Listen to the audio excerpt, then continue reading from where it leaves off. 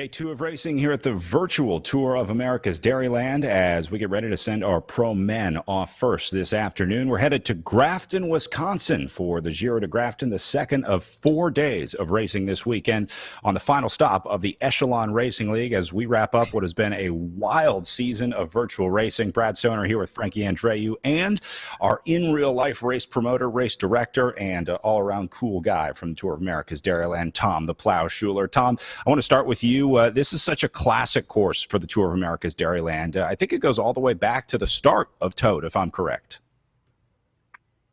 Yeah, that's right, Brad. Grafton was our first race to commit, first city to commit to the newly formed Tour of America's Dairyland 12 years ago.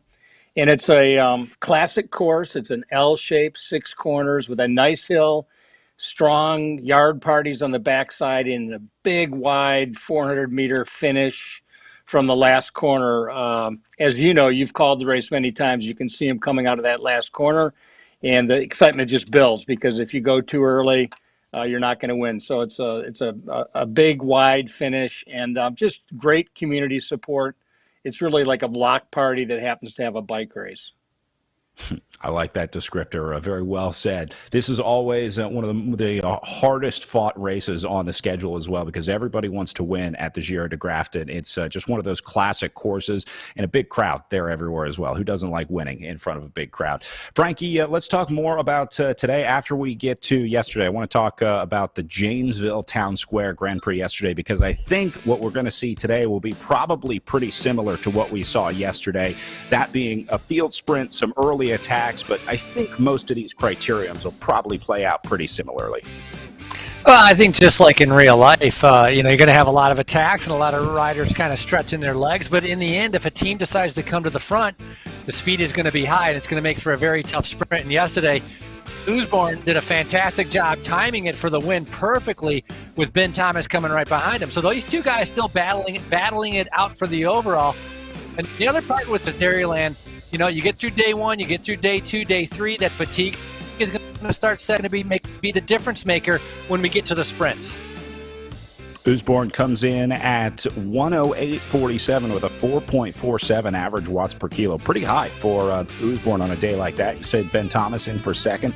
Timmy Bauer held on for third yesterday. Above and Beyond Cancer presented by Bike World going 1 and 3. And then the local boy, Jaden Yeager, ends up fourth place for Restart Racing with Spencer Segabrush in fifth place for Canyon Esports. We'll see him back out there today. So really all the same names that we're used to seeing here in the Echelon Racing League at the top of the leaderboard yesterday, but Matt Usborne and Ben Thomas have been awesome watching these two guys battle. So here's the GC situation heading into this weekend, heading into the 4 days of racing at the Tour of America's Dairyland. Now, this one will be scored as an omnium, so we won't know the omnium points that they receive until all 4 days are done. But Thomas into this one with a 60-point lead over Matt Usborne, with Charlie Velez sitting in third, Bruce Bird in fourth, and Zach Nair in fifth.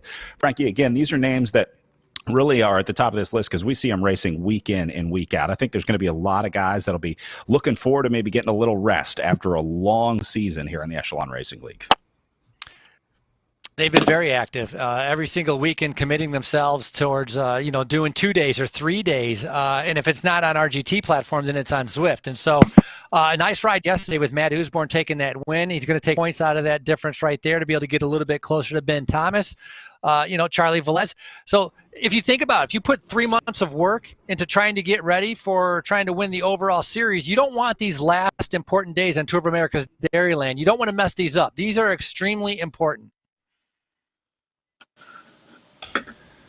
Yeah, just a couple more opportunities for these guys to pick up wins. I know a lot of riders on that list that you just saw have been hunting stage wins all season. A lot of them have been really close, but just haven't been able to get it quite right. Usborne, though, finally got his second win. He got his first one at the Redlands Bicycle Classic on the Sunset Loop Road Race yesterday. When you're hot, Frankie. Once you get that first win, you kind of break the seal. It's a lot easier to keep winning on a season. So Usborne, I think, coming into this weekend pretty confident, and he'll be even more confident after the performance yesterday. Yeah, and when I interviewed him, he talked about how sprinting was the hardest part for him. But as you just said, Brad, I think the confidence he's going to get from being able to fight for position and having the power to be able to get up to the front really is going to go a long way from him. And we've seen how aggressive Matt Usborne is racing. So I can imagine he recovered from an injury, missed a race about 3 weeks ago, and right now he's firing on all cylinders. So he's got to have a big target on his back as a number one man to beat. And it certainly seemed like he was in good spirits yesterday. Talked a lot about the Above and Beyond Cancer presented by Bike World team. It seems like that team is really clicking and gelling well. They figured out their system. They figured out the way to race things here. So Matt Usborne and Above and Beyond Cancer looking very, very good out there. All right, we are just about 3 minutes away from our race start. Let's talk a little bit about our race course.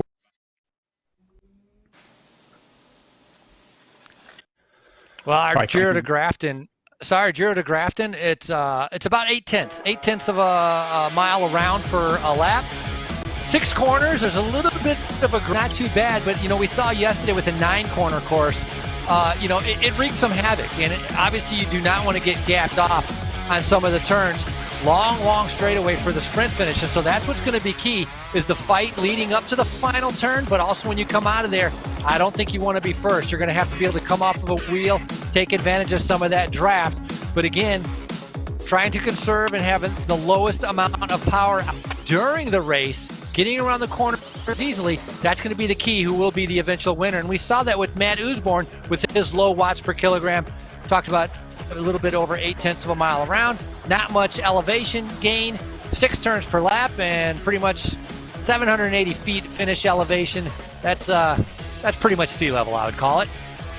Let's take a lap around the course in our Pro 1-2 race from 2018. Now, this one is sped up, time and a half, so it's a little faster than the riders would get in real life, but you can see the wide corners here, the smooth road, but I think this course is really defined by that hill. The backside of the course has this uphill drag and then a long downhill run to the finish line after they make it around turn number 6. So there's plenty of space to move up here, Frankie. This is really just a test of legs in Grafton. Yeah, big test of legs. And in 2019, the last time the race was at Tour of America's Dairyland, Philip Short won the men's race, and it was Peter Mullins, former Australian Criterium champion, that had won the women's race. But the uphill is going to be a test for legs. The speed is so fast on the downhill that you're going to have to keep pedaling to try to be able to keep up, and then obviously be able to manage your way around some of these turns. But coming out of the final turn, when you get around turn number 6, long way to the finish line. Don't want to be in the very, very front. You got to have to come off a wheel to be able to have that, to be able to go for that line and have victory. Finishing stretch is always super exciting on the way down, and then it's back through the line, and then they do it about 49 more times after that. All right, let's go to our official starter for our welcome at the Giro de Grafton. Hello, and welcome, racers and fans, to Village of Grafton. Next time you're here, please make sure you check out our locally owned shops, our commercial businesses, restaurants, bars and tasting rooms, local and county parks, and our great hotels. Grafton offers a thriving economy and warm hospitality. We are especially proud of our Paramount Blues recording history, as evidenced by our Paramount Plaza, located in the heart of our downtown and in the very center of the race course. We look forward to hosting the Giro of Grafton in our community again very soon. But until then, we hope you enjoy today's virtual racing. As always, stay safe, have fun, and we hope to see you very soon. Riders ready? And let's go racing.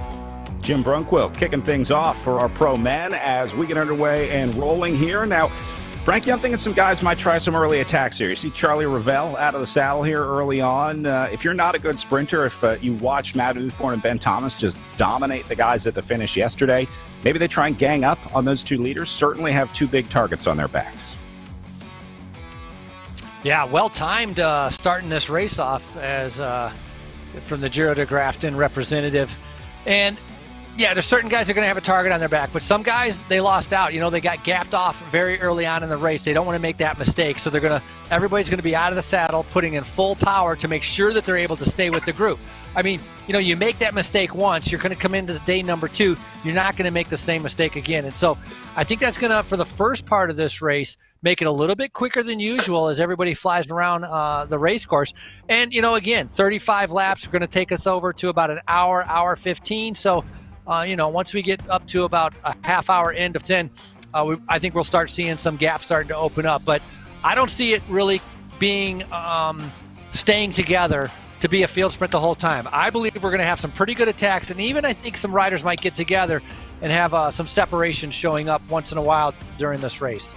I would love to see a group that would be able to get away, work together, try and split the group up, and then maybe like 3 to 5 riders that can really figure out how to ride a concerted effort in a pace line. We haven't seen much of that on RGT. It's really tough to do, much more difficult, I think, in virtual racing than it is in real life. So you don't see it as much here on the virtual platforms as we do in real life. Certainly plenty of breaks in real life in Grafton. We see a lot of guys go away. That hill is a big part of it, big opportunity for riders to cause some splits. There's a lot of just general separation that happens in the group.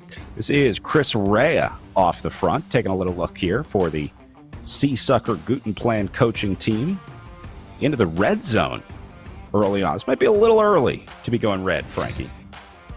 It could be a little bit early, but again, he's not as familiar with the platform. So you're coming out of a corner, you're putting in big power to stay with the group. All of a sudden, you find yourself off the front, and so you're trying to be able to figure it out. Hey, Charlie Beek is back. He wasn't with us yesterday, so Charlie Beek, the young rider, he's had some good success here. So he's back, able to put in a good ride. Nice to be able to see that.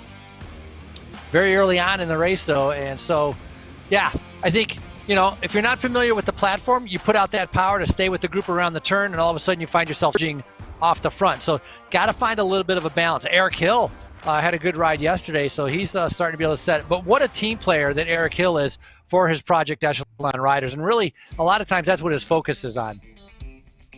Yeah, I don't think I realized how much these guys are riding as a team. I mean, how much it is a team effort for these riders. Even Matt Usborne was talking about multiple riders helping him yesterday for the Above and Beyond Cancer Support presented by Bike World team. So, yeah, having some riders out there that can really be good team players and work for the squad is huge. And Project Echelon, one of the biggest squads out here on the virtual racing platform, so they know how to use the numbers, that's for sure.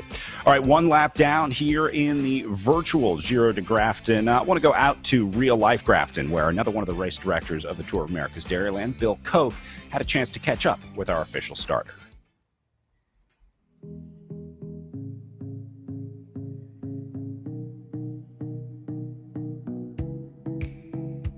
Hi. Bill Koch back again here in Grafton, Wisconsin. Grafton holds a special place in our hearts as really the founding race of Tour of America's Dairyland. I'll let Jim Brunkwell tell you a little bit more about that, but Jim is the village president, the Grafton village president actually, and has been around for a long time. Started this event actually 2 years before Tour of America's Dairyland started. And so without further ado, I'm going to introduce Jim and fire right into the very first question, which is, Jim, what kind of energy is derived from having a bike race in the village of Grafton for the people that live here and for the community itself? Well, that's a great question. I think that when we first started looking at a professional bike race, we tried to match it into where we were going with our branding at the time, which was Quality Life Grafton. And we think that, the natural, the event of bike riding and then evolving into a bike race was just something that would promote what we were trying to do in the community as a whole.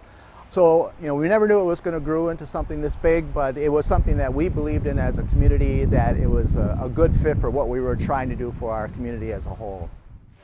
And you think you've attained that success? I mean, now we're 14 years into bike races in Grafton? Yeah, I think so. I think the community has not only seen it as a positive event for themselves, but it's as far as embracing what we're trying to do as a community and the brand. But it also is an event that showcases the downtown, which is again something that we've been working on since 1999. So again, it's a way for us to basically promote the brand and then also promote our downtown with a quality event.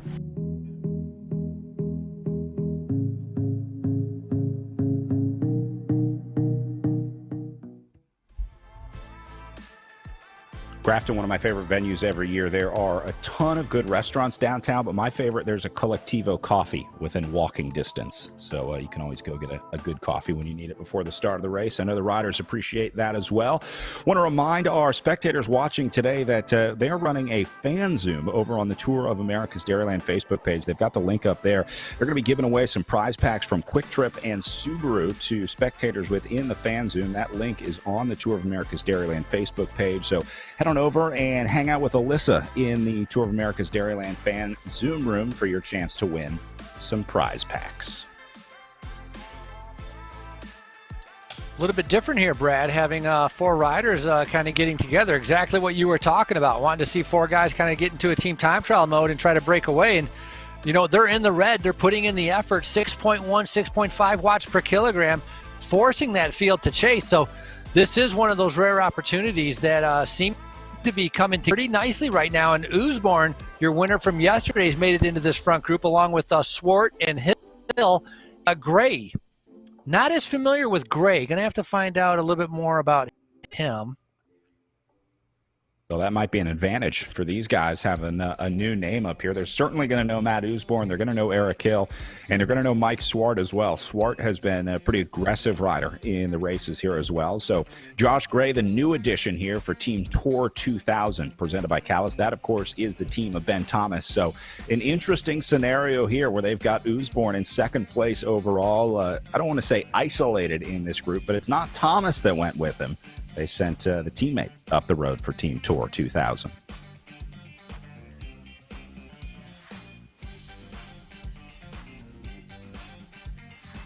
Look at the field. Red across the board. These guys definitely not interested in letting this group go. We're only about 8 minutes into this one today. This one's playing out a lot different than yesterday, though, Frankie. It was a little more chill, I think, at the start. Yesterday, it was just kind of ones and twos going off. But I think we saw it more in the women's race where the riders were really spending a lot of time in the red zone early on as opposed to just turning the laps and then, sprinting it out for the last couple. So the game here is really about just keeping the pace as high as they can, I think. Yeah, and it's kind of interesting as you talked about how the teammates are helping some of their other team members. And yet we really don't notice it. When we're watching it, you don't really see how involved and what a difference some of the teammates are making. But repeatedly, every time we talk to some of the winners, they have talked about how important and how much help they have gotten from some of their teammates in setting up for the sprint or going to the front and chasing things down. And so I think there's a lot of stuff that happens behind the scenes, also probably within their inner team communication on Discord. A lot of things that happen that we don't really see by just watching the virtual screen, which makes it a little bit more dynamic and more interesting and a little bit more tactical than you can kind of tell from watching the virtual race.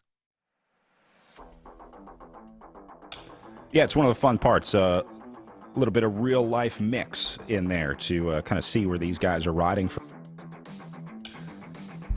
Frankie, I want to show some pictures of some of our favorite paint and caves, some submissions that we had from some riders.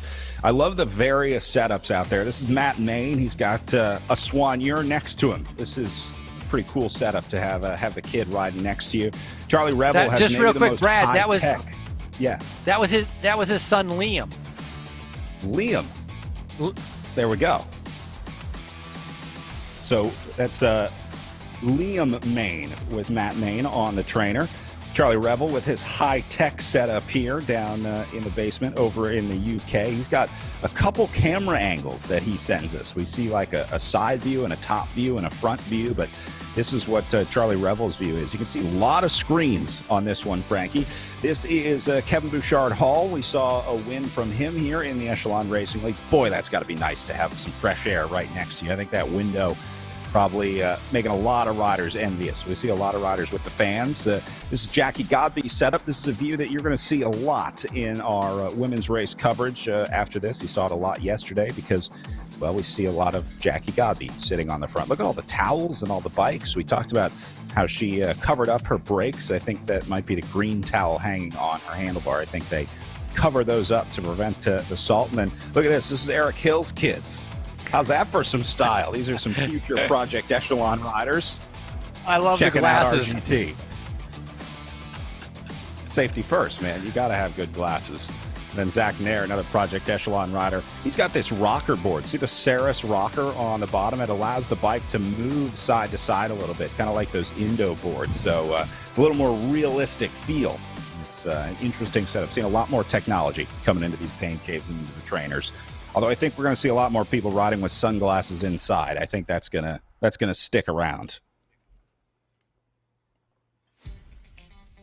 That was pretty funny. The sunglasses inside. Yeah, that was good. That rocker board, though, is very interesting, as you had talked about. You know, it tries to mimic your naturalized riding position of when you're out of the saddle, you know, kind of going back and forth and forth. So it takes a little bit of getting used to. You know, it doesn't throw you off, but you're used to, you know, you're thinking turbo trainer, you're locked in, nothing moves, and all something that's moving around.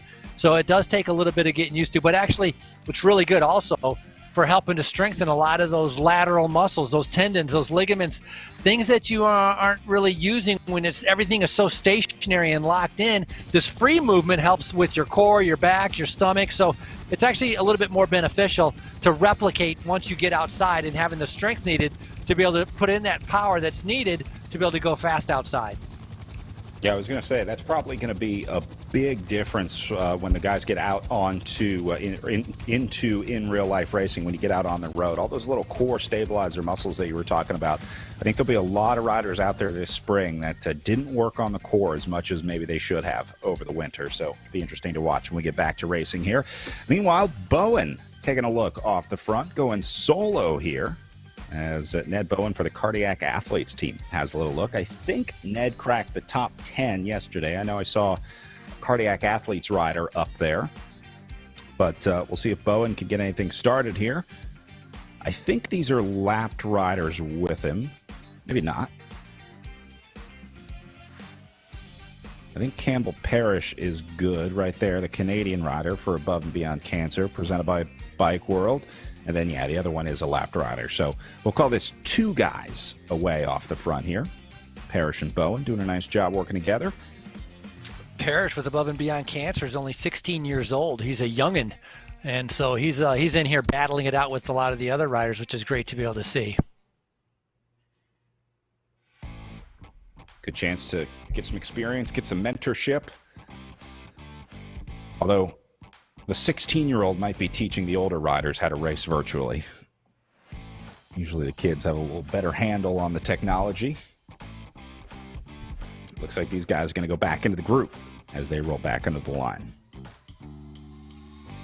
It's a nice, solid group. Well, you know, everybody, not as many guys got caught out in those first, few corners, the first few laps of the bike race, which is similar to in real life. You know, you get the start of the criterium, everybody goes off the gun, it's very fast, but we have a nice sized group right here, and so we're going to see a lot of attacking leading in towards the next few miles, kilometers. Check it out, Alyssa Weber over on YouTube saying, let's get it. Hey, racing fans, Alyssa Weber here from Tour of America's Dairyland. First to comment and cheering our riders are going to get a prize package from Subaru. That's over on, looks like the YouTube page. So go see Alyssa over there. And again, you can join the fan Zoom as well to pick up some prizes. They got all kinds of cool stuff from Quick Trip and Subaru here at Tour of America's Dairyland. You know how we talked about with a lot of the riders how many of them have been former runners, and if you're a former runner, generally you have that aerobic engine able to do really well. Mike Lister, who was just on the front there, and in doing my research of looking up some other ones, it's amazing how many former rowers, people that do crew or do rowing, also have turned over to cycling for their fitness and are very successful, because rowing is a huge aerobic sport. And so it's kind of the same thing with the legs pushing off to be able to do the rowing, that aerobic engine coming in. So Lister, one of those former rowers that is in our virtual race today. And perfect for virtual racing because there's not a lot of steering involved either. You don't have to worry too much about the bike handling. You know how those rowers are. These guys bunching up really nicely up at the front. There's some riders in here getting a real nice ride right now. If you can figure out how the physics on this game works and you're really able to sit in, you can save some pretty significant amounts of energy. We always talk about, Frankie, the average watts per kilogram at the end of the race, what the guys did. And time after time, the rider that wins the race is showing a lower watts per kilo than the other riders. You would think that the rider that wins puts out the most power, but it's a lot of times the most efficient rider that ends up winning. Some cheers for Mike Lister over on YouTube as well. And Mike Lister for the win. Yeah, and on the left-hand side of your screen, you can see the guys sitting, if you look at the, let's say 12 to 25, the riders that are in this first group, you'll see their numbers go down. They'll be sitting right at about 3 watts per kilogram, whereas the riders on the front are going to be at 4 and 5. So you really can tell, like Usborne right now, 3.3. You see some of them dipping down into 2.8. Bruce Bird, 1.7, taking advantage of that draft, just like Brad had said. And so that's going to be key, is being very efficient, trying to be able to save as much energy as possible, because later on, the speed's going to continue to pick up. Right now, almost going 50 kilometers an hour. Where are you going to go? You can't go off the front when you're going 30 miles an hour. So there's nothing you can do but just sit in and try to conserve your energy right now. It looks like the Mike Lister cheers just won Mr. or Mrs. Inesta a Subaru prize pack. So congratulations. Maybe you can share that with Mike Lister, since he was kind of part of the win. So I think that's Noah. So Noah, if you're listening, get your information over to Alyssa so we can get the prize packs out. Very cool.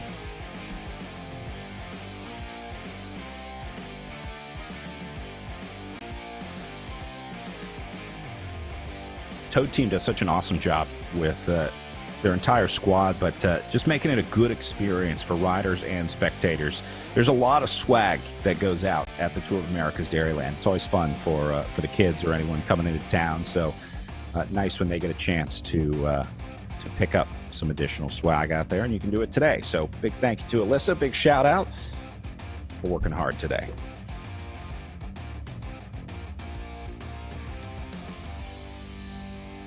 Frankie, I saw USA Cycling announce their PRT schedule earlier this week. Sounds like we might be getting back to some real-life racing here pretty soon. I didn't see that. Was it different than what they had put out before? Like they made some adjustments, I'm assuming, I guess. Yeah, just some adjusted dates, some early season races that missed their dates slotting in. So it sounds like we're going to be moving a lot of dates around, but there's some cautious optimism out there that we're going to be racing here in the next couple months. Well, I would say the most prepared would be a lot of these riders that have done the Echelon Racing Series. It's been, incredible. I mean, in interviewing a lot of the riders talking about like their biggest improvement, many of them is the power. They talk about their power increasing, their FTP power and max power increasing compared to what they have done in years past, and also the explosiveness, because it's not steady. And so a lot of the riders have really talked about how they're able to be a little bit more explosive, has switch muscle fine, keeping it active, and that's been better for them. Instead of, normally in the wintertime you go out and ride, you're riding at 20 miles an hour for 3 hours, for 4 hours. This is kind of mixing it up a little bit better to get them a little bit for when the racing does start. So I haven't heard anything negative about virtual racing from any of the riders that I've interviewed. Every one of them has had positive things to say about it and has really shown improvements in their fitness. I think a lot of opinions changed this year, too. There were a lot of very hesitant riders to get onto these virtual platforms.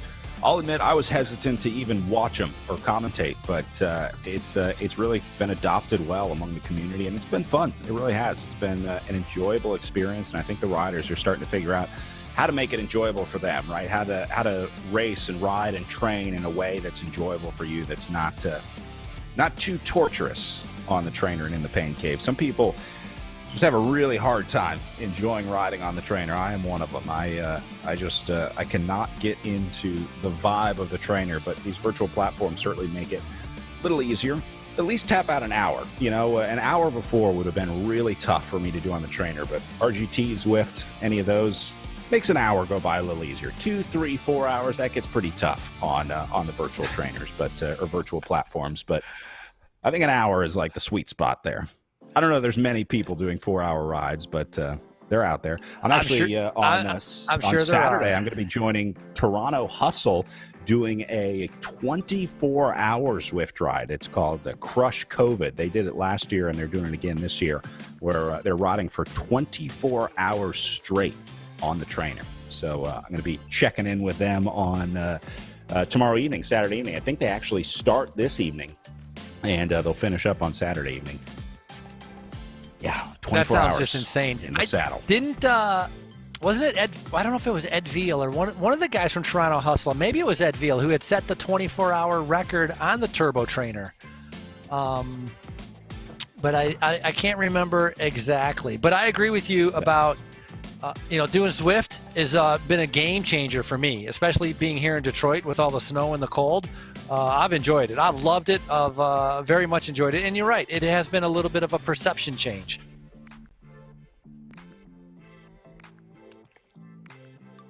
Watching Melville take a little look off the front here.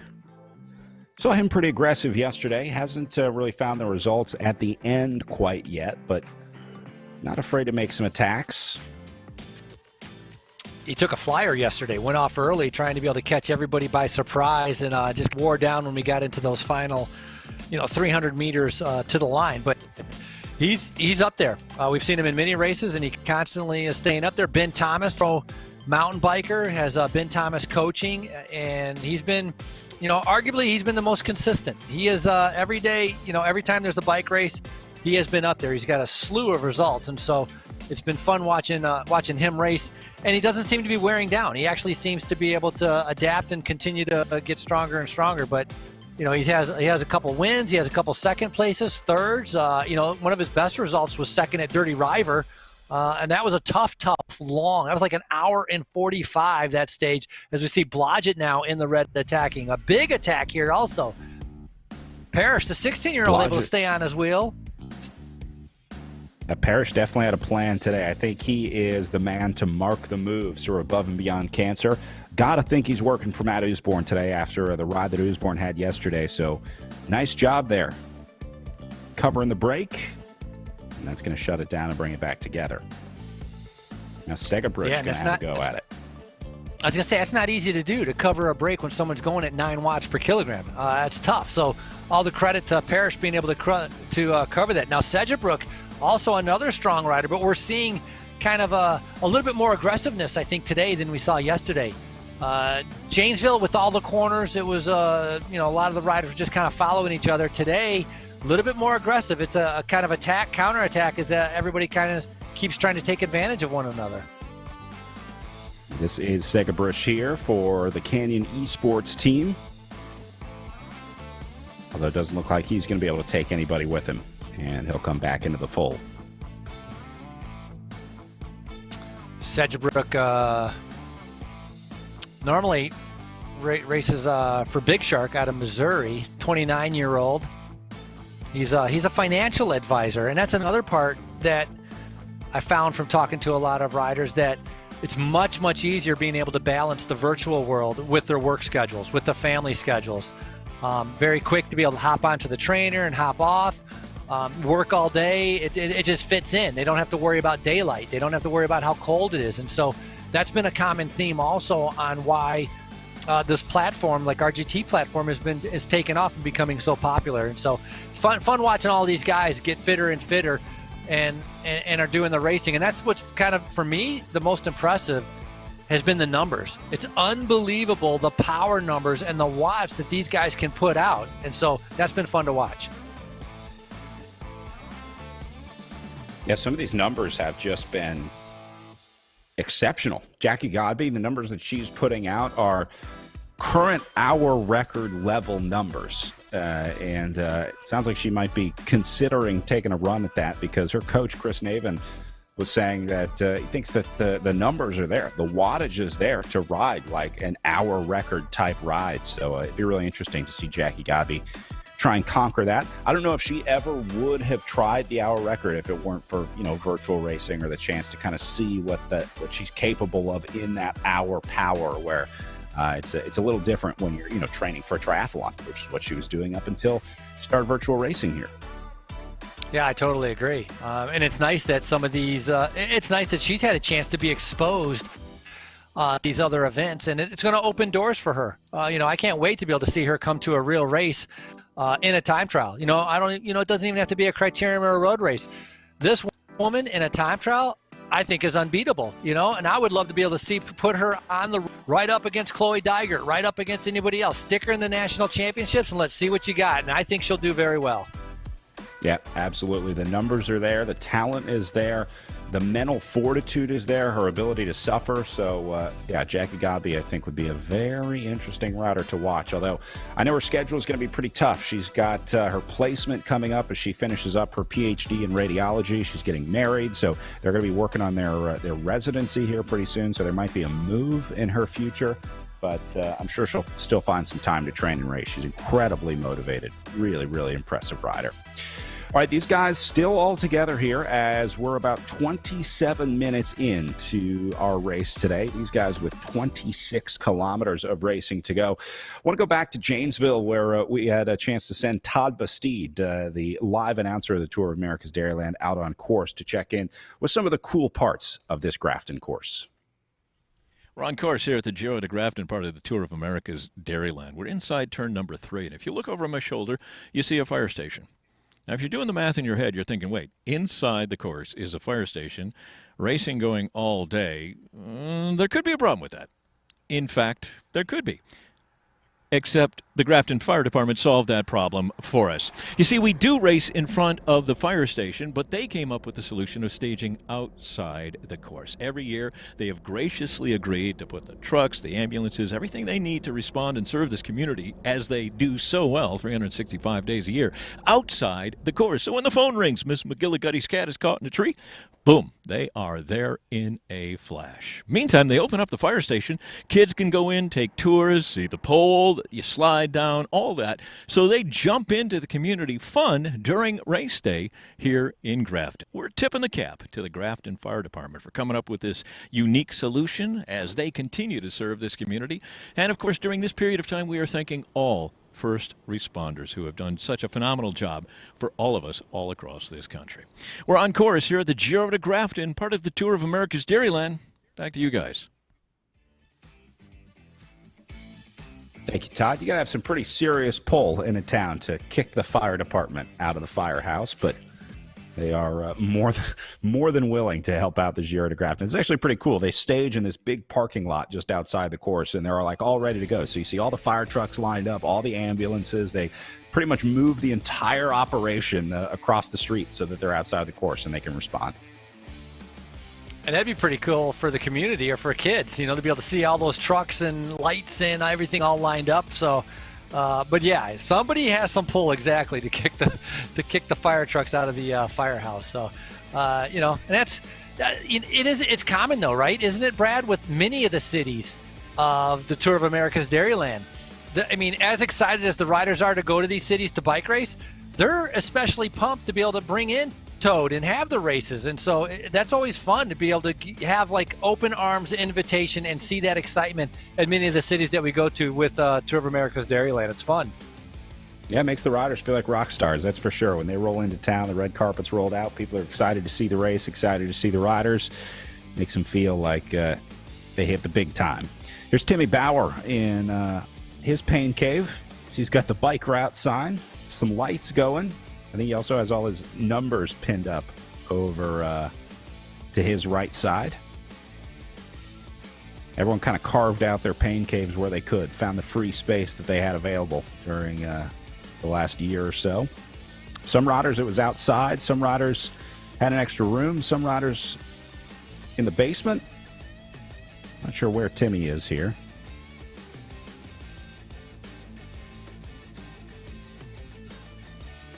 Somebody was just doing a big attack, but they brought him back quick. You know what? And it's those light blue jerseys of Project Echelon. One rider just did a huge attack. Now they got counterattack. Now it's coming back over the top again with another rider. So you talk about that team tactics and team strategy. That is exactly what's taking place right now. And, Project Echelon has 4 riders in the race, and this is Heinlein. So John Heinlein, the 31-year-old racing for Project Echelon, he's on the attack right now trying to be able to split this up.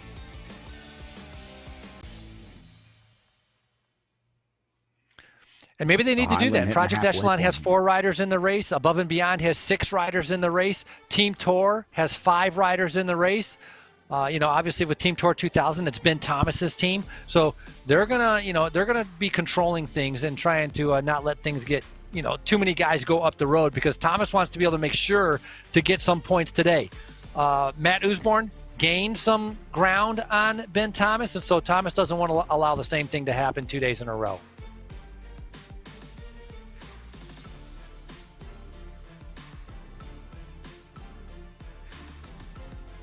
Looks like Croxton going to set tempo to reel Heinlein back in here.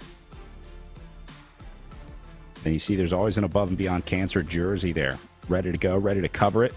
Here goes what I think is Restart Racing up the left side. Maybe this is Blodgett having a go at it.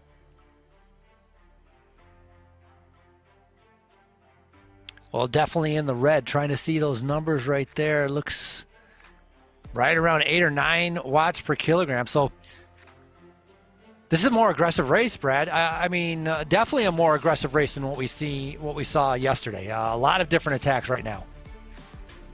Look at this group of 3, Eric Hill and Timmy Bauer joining in with Blodgett here. And there's David Blodgett right there, the man who started this break of 3. Now, the hardest part of this is sustaining the effort, sustaining the ride to get away. It's easy to do it for a minute. It's easy to do it for 2 minutes. But to really get a split on RGT, you got to go for like 5 or 6 minutes to get away, because the field is just so good at being able to chase. See, Timmy Bauer knows it. That's what he's doing right here. See how he steps on the gas. He's going into the red zone. Even though these guys already got the gap, Bauer knows that he's got to get a big gap here if they're going to hold it for a while. So looks like Bauer, Blodgett, and Hill are all on the same page here. This is a good looking move of 3. I like this. Yeah, it's a big gap, the biggest gap we've seen, and a lot of the other races that we've watched, very, very rare do we see a breakaway establish itself or try to get away. Sometimes we might see one rider being able to take a flyer, but we're going to see if this one can actually make it stick. But yeah, I would say Timmy Bauer and Blodgett and Hill, they're pretty committed to this, and so right now it's looking really good as they're trying to keep a gap. One other rider starting to be able to come across, Charlie Velez. Of course, he doesn't want to get left out. Ooh, looks like Velez is going to make it across here for the Hugh And that's a Dog teammate of Racing Eric team. Hill.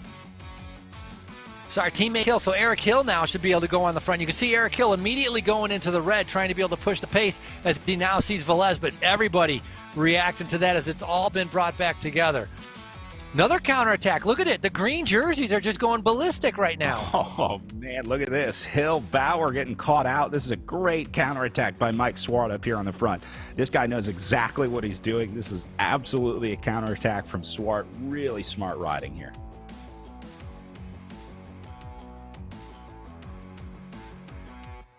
So Above and Beyond Racing, trying to control things, trying to be able to stay on the front and control things, where it seems like Project Echelon, opposite mindset, trying to destroy things and blow things up. Same with the riders from Restart Racing.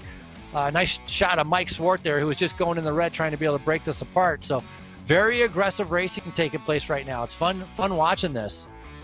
Look how focused Swart is on the screen. We always talk about this, how the riders are watching the screen like a hawk. They're trying to, 1, time the attack just right, and 2, make sure that they don't miss any moves that go or miss any moves that go away. So Swart trying to make sure that, for example, when that break came back, he was ready to sit at the front, lift the tempo again, and try to get these guys away. Let's see who's away now. This is Campbell Parrish, again, Above and Beyond Cancer, presented by Bike World, going to go, this time with Parrish.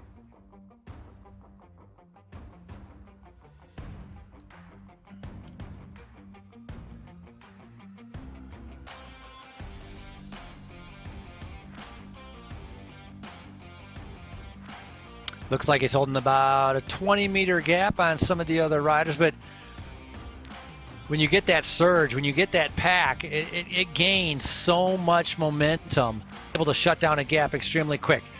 Just under 20 kilometers left in racing, and it seems like all these riders have had no problem figuring out the 6 corners of Giro de Grafton. This 35 laps going to fly by right now, coming up on 35 minutes of racing, and again, Lister on the front. Lister was one of the riders racing on the Gran Fondo National Series, also on the RGT platform. He did about 4 or 5 of those Grand Fondos. Has done, I think this is his 3rd race that he's done with the Echelon Racing Series. So I'm glad he's been able to come out for Tour of America's Dairyland. Is still have a pretty good group, and I like it. The bigger the group, it seems like the more active it is. And we talked about seeing guys being able to sit in, right? Staying rested, saving their legs. I think that's why we're seeing a little bit more aggressive racing, because it's a little bit easier course to be able to sit in than what we saw yesterday.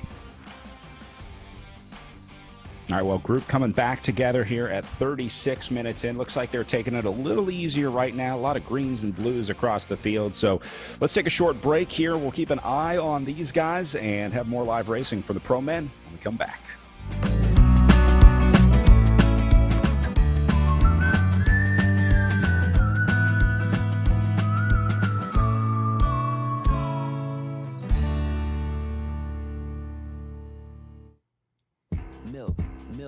Milk, yeah, guzzle milk, drink it all, make a milk waterfall, cookie milk, stack it tall, milk with no rhythm at all, make you run fast milk, stay awake in class milk, pour it by the glass milk, is that a mustache milk? Boom, boom, boom, bass milk, smile in your face milk, go for the goal before you know you going all the way milk, milky high, milky hey, I hope you have a milky day, live your best life milk, you out this world, Milky Way, put you on the spot milk, question, got milk? Show us what you got, hashtag got milk. Ready to step into summer? Like really soak it all in. Set your sights on a breathtaking view. Explore a fresh coast right outside your door. Be awed by the awe-inspiring. Or savor a meal in the very place it was grown. Well, isn't it time you experienced the wonders of Wisconsin? How are you feeling today? This question has taken on a whole new meaning lately. Now, more than ever, it's important to reach out to your family, friends, neighbors, and coworkers and ask about their health. Studies have shown that 70% of people have delayed getting health care or know someone who has. Someone you care about might be doing the same thing. Your simple, thoughtful question could start a conversation to help them get the care they need. At Ascension, Wisconsin, appointments are available now. We have strict safety precautions in place for your safety and our care. ERs at our hospitals are open 24/7, and ask about virtual visits. As always, we are here for you when you need us. So, how are you feeling today? Make sure you get the care you need at getascensionwisconsincare.com.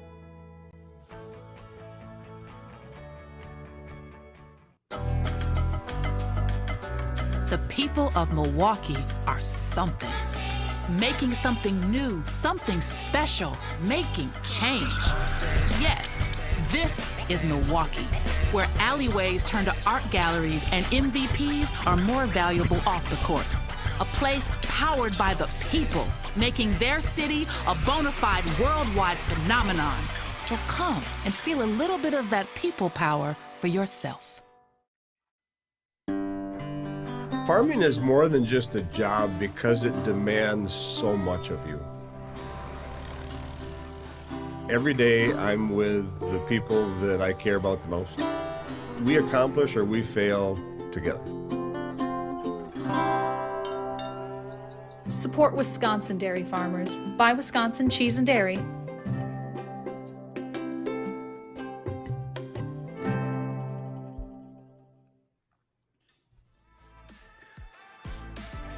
Winners here at the Virtual Tour of America's Dairyland going to get a chance to try some of that Wisconsin cheese. They'll be mailing out cheese prize packs of Wisconsin cheese to our winners. I don't think they're going to be able to ship the full 25-pound wheel of cheese that our overall winners get every year at the Tour of America's Dairyland, but our winners this weekend, or this week, I should say, are going to be getting a little sampling of some Wisconsin cheese. So Matt Usborne's got some cheese headed his way. I hope we can ship cheese across the border. I don't know if you can ship cheese into Canada. They get they get pretty stickly with that stuff. Yeah, they get a little stickly with agricultural properly. Border's still here. Obviously, if I'm in Detroit, the border is 10 minutes away, right across the bridge or the tunnel, and border's still closed. Nobody's allowed to be able to go over for non-essential travels. So See, well, eventually when that opens up, and maybe when that opens up, send me the cheese. I'll drive it over to them. I was going to say, we'll have you can slingshot it over the border. We'll have you be the cheese mule. You know, you can dig a little tunnel. There's a lot of ways to get cheese into Canada. Just throw it right over the river. There you go. So Melville and Revell now off the front. And again, more aggressive racing than we've seen in any of our other criteria. I just saw a minute ago, I was surprised, Timmy Bauer was riding on the front at 5 watts, and somehow he's still in the yellow. I don't even know how that's possible. Charlie Revell right now on the front, 4.3, sitting in the blue.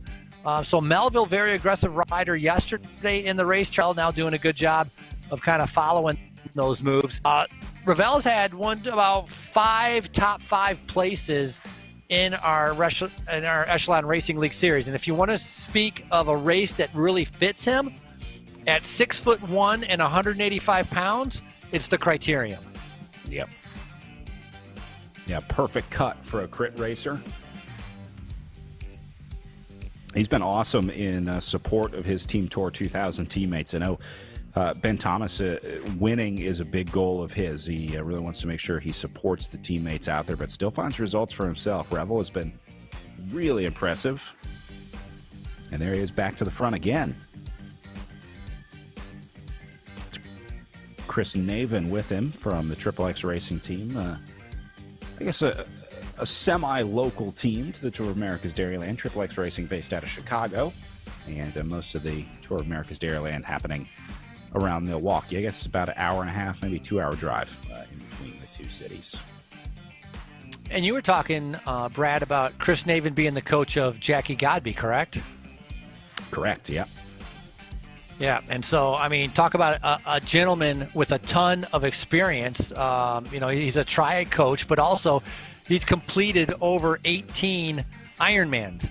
And so a ton of experience behind him. And so really Jackie found, right? The rainbow ended right at Navin's door, and Jackie managed to find that. So good for her. Yeah, having a good coach behind you that can, one, push you, and two, offer the guidance that you need in order to pull off the rides that Jackie Godby has been able to do. Chris Navin, we knew he talked the talk, but now he's walking the walk off the front here as Navin goes solo trying to pull a Jackie Godby here for XXX Racing as he gets away all by himself here. See if he gets any help into the red zone. One thing to watch out for is we've seen the different attacks, right? We've seen Eric Hill, we've seen Charlie Revell, we've seen Timmy Bauer, and the same guys having to chase everything down. So with team tactics and strategy, I would say there definitely has been some assignments made to certain riders for the first part of this race compared to the latter part of the race. And so some of these guys we've seen really having to cover these moves. We have a great shot right there of Navin trying to be able to go up the road. 5 watts per kilogram, but he is now just brought back in. The dangerous part now, he has to keep going, right? You don't want to get shot right out the back as they come by you at 30 miles an hour. So this is what Chris Navin's having to do right now. Yeah, hang in there because the pendulum swings the other way too. When you're off the front, you come back in. But Chris did a nice job to hold on to those wheels. He's even going to get back up here to the front. So a little bit of antagonist being played here by Chris Navin early on. All right, I want to bring back our in-real-life race director, Tom Schuler. We talked to Tom a little bit at the top of the show before the start. Tom is down in his pain cave watching from the races here today. Tom, we were talking about Grafton, the course that they have cut out there, and the fire department moving outside of the course. Do you have any pull with the police? I got some parking tickets I need handled. Yeah, there's quite a party on corner 2. They might have better luck even than the police. It's a rockin' backside there. A lot of parties. Like I said, it's a block party with a bike race. Yeah, the other thing about Grafton, a ton of food, a ton of like vendors. They have street vendors, food vendors. There's like kids' bike areas, all kinds of stuff going on in downtown Grafton. It's not just a bike race when we roll into Grafton, is it? There's a lot going on. I think the bar across the street is called Magellan's, if I remember correctly. You're going to have to jog my memory on that. Things get a little hazy when you're around Magellan's. Yeah, it is Wisconsin, so the home stretch has many, many taverns, and there's also a big, real vibrant music scene that coincides with the bike race. They have a plaza in Corner 1 with a concert that starts as the race is finishing up. So again, it's a Saturday night. It's our first Saturday of the 11 days, and it's a big party. It's a big party. It's a lot of fun. That's what it's about, and some pretty intense racing as well. I know we've had some pretty legendary names across the finish line in Grafton's. And I think some of the best sprints, some of the best finishes in the history of the Tour of America's Dairyland have happened right there on the line. Yeah, I can remember, in particular, Rasan Bahati, where he wasn't even in view one year coming out of that last corner, and he just weaved his way through the lead outs and ended up winning, and that was an impressive finish. That had to be in our early days, but yeah, that finishing straight 400 meters, big wide road, it's really fun to watch. I'm always up on the stage with you guys fighting my fingernails for sure. Always an exciting finish. Tom, thank you very much. Redheads is the name of the bar across the street. I'm going to take you there for a beer next year, Tom. I knew you would remember. Right? I knew I could count on you. I think I called him a Jones. It was actually Todd Bastide that texted me and reminded me that it's Redheads. So, yeah, credit to Todd there. He's got the sharp memory. I spend too much time in Redheads. That's why I don't remember. I'm looking forward to the finish. This is coming down nicely here. It's going to be an exciting finish. Getting down to it. Thank you, Tom. Looks like we got a little bit of separation off the front here, Frankie. 2 new names with Gray and Breen. Taking a little look here. Maybe a little late to be trying to get away. We're at 10.5 kilometers to go. I would think that the field's going to be pretty on edge here. Well, maybe you might have a chance to be able to hold it. Breen has had a good ride. He was second at the Indy Criterium, so that was a little bit of a surprise. The Norwegian racing for Above and Beyond Cancer. But again, it's about having those right teammates in the front. Above and Beyond Cancer controlling things as Breen was going up the road. Breen's out of a young junior rider, in 17th at Junior Paris-Roubaix, and he was actually in the group sprinting for 4th place at the Junior Paris-Roubaix in 2019. So a strong young rider on that Above and Beyond Cancer team. And no surprise to see another Above and Beyond Cancer jersey getting away. Here goes Campbell Parrish again. Man, these guys are ripping it out there today. Above and Beyond Cancer is on fire this weekend. Doing a great job. It worked out yesterday for Matt Usborne, and I'll tell you, if Usborne does it today, he will owe a lot to these guys that have been attacking pretty much lap in and lap out. I think every move of the day, we've seen one of these white and green jerseys from Above and Beyond Cancer presented by Bike World in there. Campbell Parrish, the latest to get off the front here. And maybe one thing that we're not really seeing or not having of a view of is all of this chasing going on. I mean, is that being done by Ben Thomas's team, Team Tour 2000? So the tactics, excellent by Above and Beyond Cancer right now. And perhaps that's affecting Team Tour 2000, which is going to hurt them a little bit later on. We'll have to see how that plays out. But Usborne has big power, big strength. He shows he can sprint. He's got a good timing. Ben Thomas, I would say even, really. I don't think one has an advantage over the other. And so this is shaping up to be good in the final 9 kilometers. As Melville now again on the front. Melville's been very aggressive yesterday and today, and he's just kind of doing his own thing out there, trying to see if anybody will be able to go away with him to be able to have some help as Usborne goes right over the top.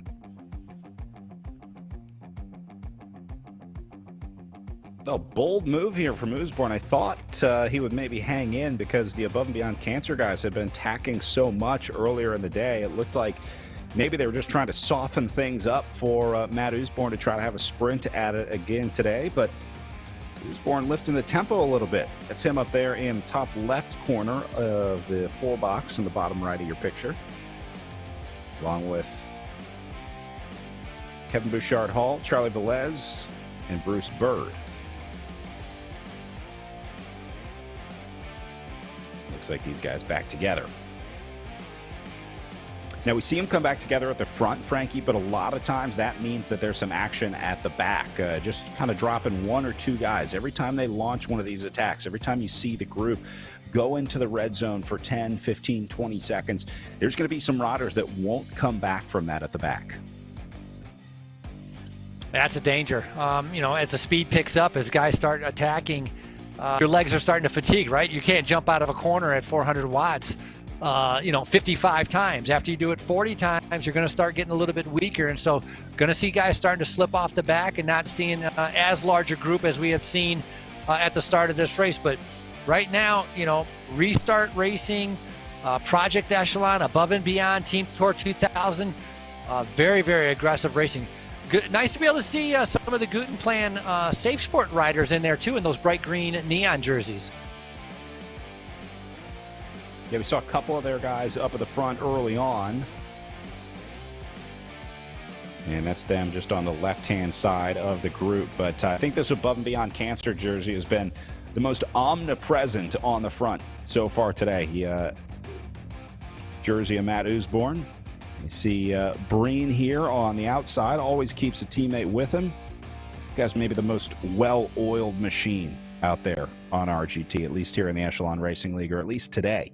Yesterday as well, it paid off for Matt Usborne. So he's my pick for today. I think Usborne has a real shot at doubling up, although Ben Thomas certainly going to be one to watch out there. Thomas maybe adjusts his sprint a little bit, tries to adjust the timing a little bit, and might have a chance of getting another win on his Echelon Racing League resume here.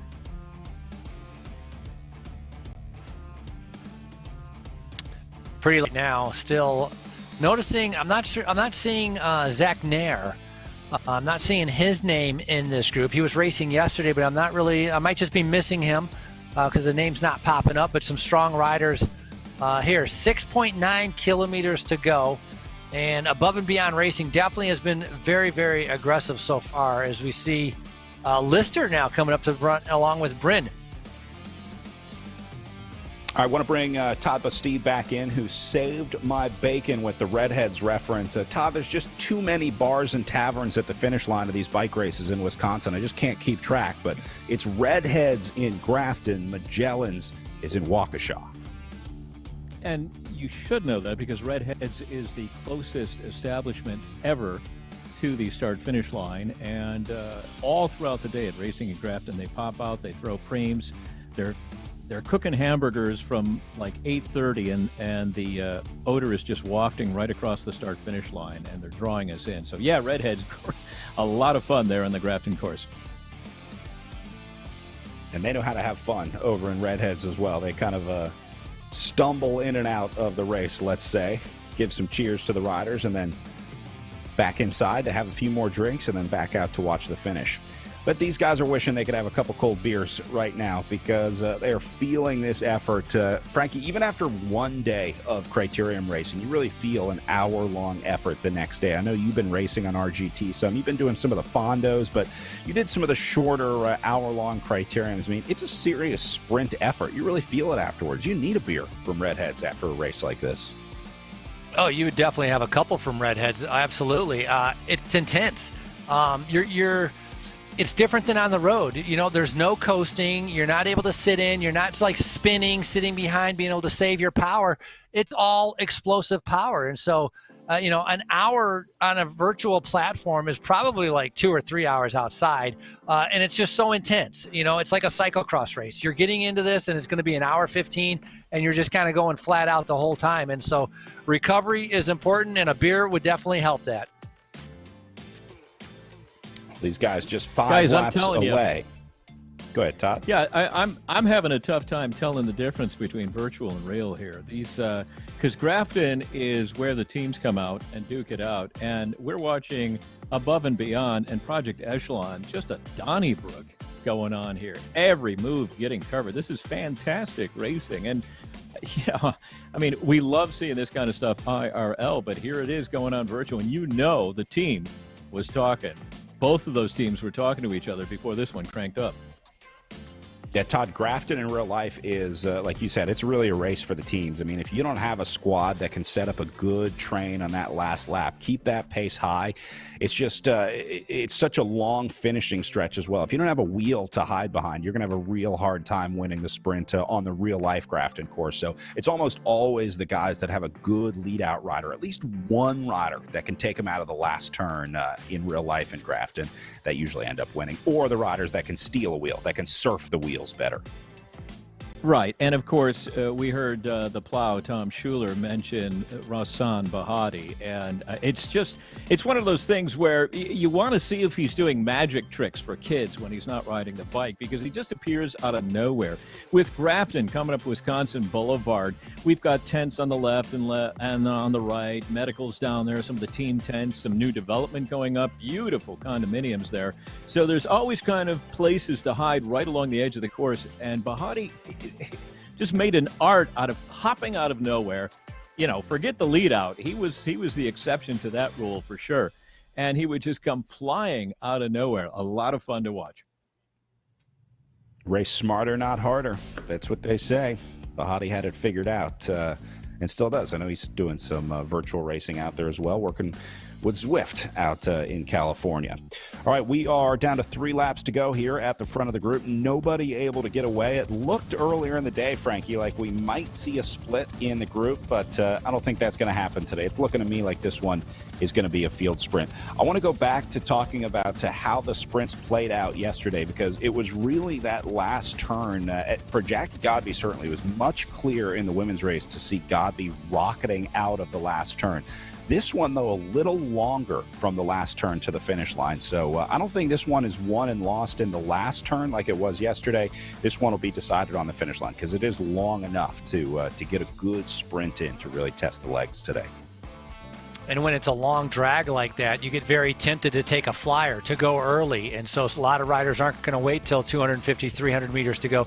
You might have some guys come around that last turn, and when they punch it to be able to stay in the group, they're going to find themselves a little bit off the front, like Melville is right now, and they're going to continue on with their sprint. And that's exactly what Melville actually did yesterday in the Janesville criterium. So Melville obviously doesn't want to wait around for a sprint, and he's being joined by Bryn again.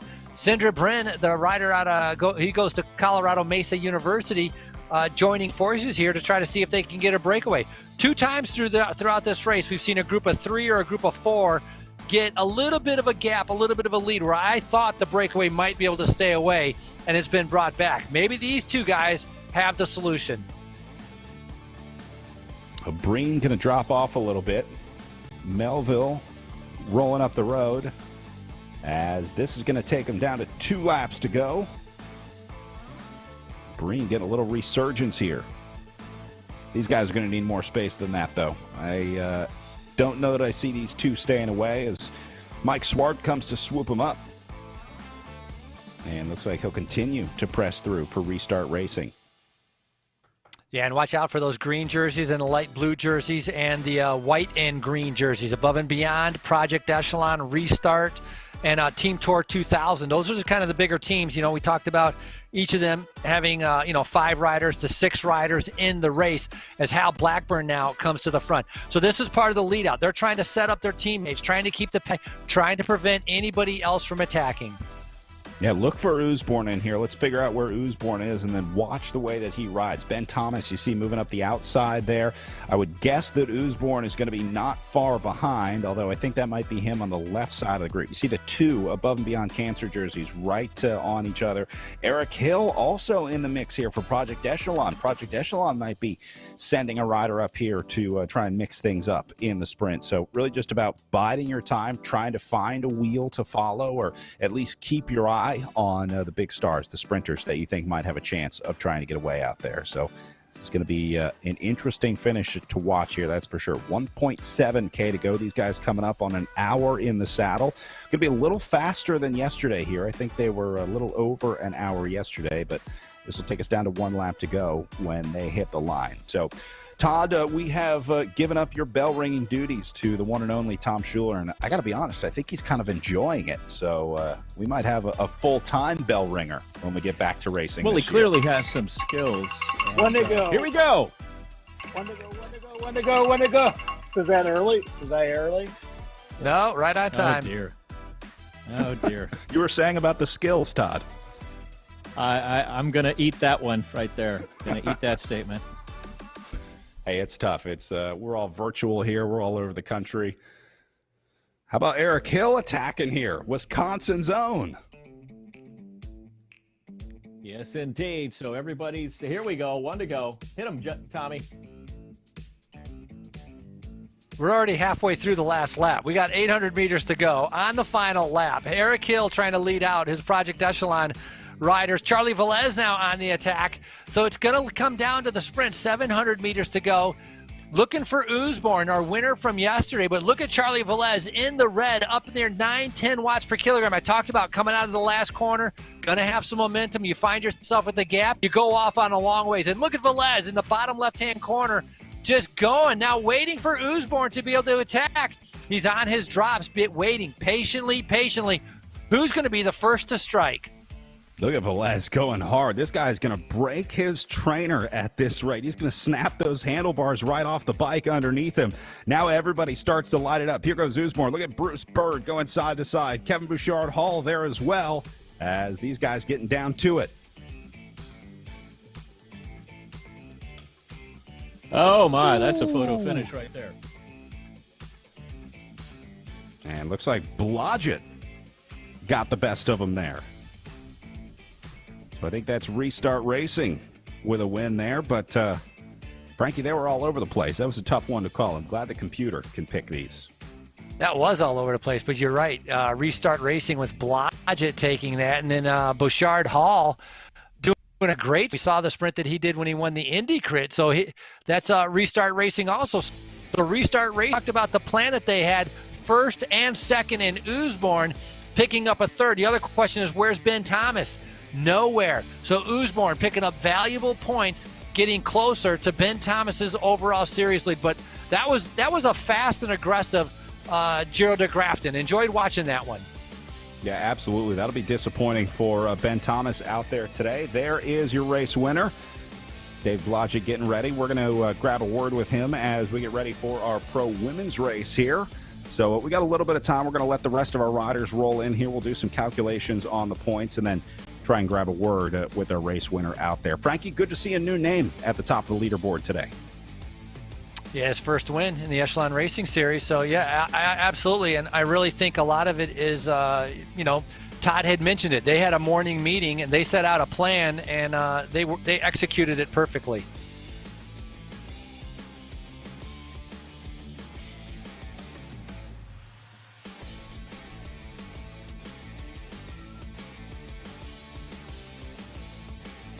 All right, let's see if we can go into our Zoom room and grab a word with Mr. Blodgett here.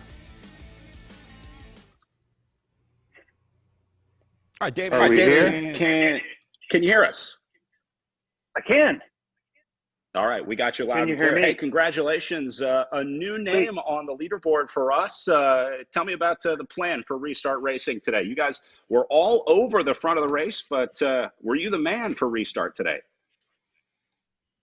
I mean, we were just kind of playing it by the numbers. As many people as you can put in the front sprint, and at the end of this one was going to give you chances.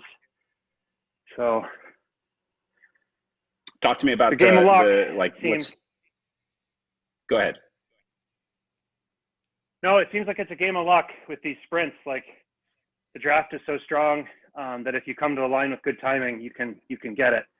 So coming into the finish, the last couple laps, we were all just kind of like, try and stay off the front to the last 50 meters. And if you can get there at the right time, you can get it. And I think Kevin and I both hit the front about the same time, and it worked out. All right, you got to give yourself a little more credit than that. You make it seem like you just accidentally got to the front. You've been working on these sprints. You've been playing the game on RGT and finishing it out. So give yourself a little more credit in the Restart Racing team. Have you been learning the racing tactics? I mean, do you feel like you've been getting better on RGT, understanding how the game is played a little bit more? Yeah, I think so. I mean, Mike Swart asked me to join the team. I mean, I've been racing here in Wisconsin for years, and this was my first year racing esports. And he asked me to join up for the RGT series or for the Echelon series. And it's been a learning experience. I've also been building form all season and kind of finally coming good, and it feels good to get one. This was a lot of fun, and especially being towed. And I've been working on the courses for these Magic Roads, so it was cool to, I guess, have designed some of the course digitally and be able to race it and take the win. Yeah, you've had a chance to race Grafton in real life, obviously. I mean, how does the effort line up? Is it close? I mean, the big difference is the group doesn't line out. I think the best thing they could do for RGT, but probably the hardest thing to implement, is getting the group to line out. It does the way it does in a real crit, because then you wouldn't have. I mean, it was easy in the middle of the race. We were all kind of just sitting, going really fast, and no brakes could go up the road because of the group with the churn. There's just the group has so much momentum in comparison to everybody else, and if it was lined out, that momentum wouldn't be able to carry through the way it does. But yeah, I mean, it's a lot like the real race in small groups. With the big group dynamic, it's still e-racing. So. Well, it worked out for you guys today, and don't say you got lucky. Great ride out there. David Blodgett, your race winner today at the Giro de Grafton for Restart Racing. Cool. Cheers.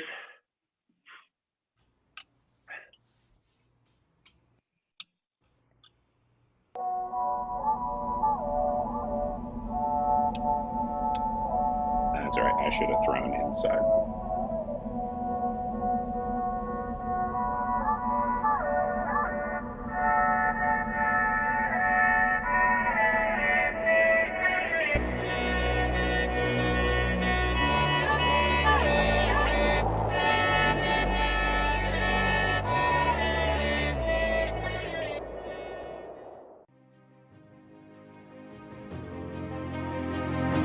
The world is changing.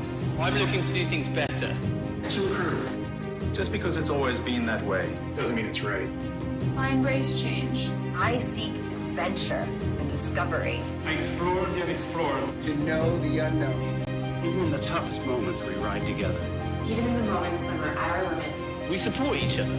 It's time to move up a level. To push that little bit harder. Changes we make now will make the future better for all.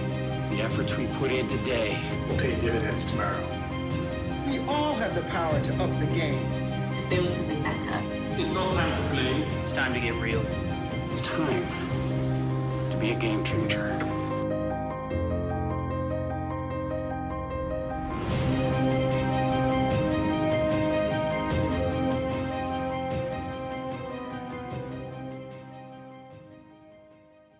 As an athlete, getting marginally better is one thing. Getting exponentially better puts you in a whole new ballgame. Biomoto uses a proprietary digital process to capture movement at 200 frames per second and 70 sensors per foot to measure ground-based forces, resulting in advanced motion analysis that's up to 10 times more accurate than orthotics. It's the data generated by this process that allows Biomoto to construct custom insoles that make athletes faster, stronger, and more stable, and result in an unprecedented 95% success rate.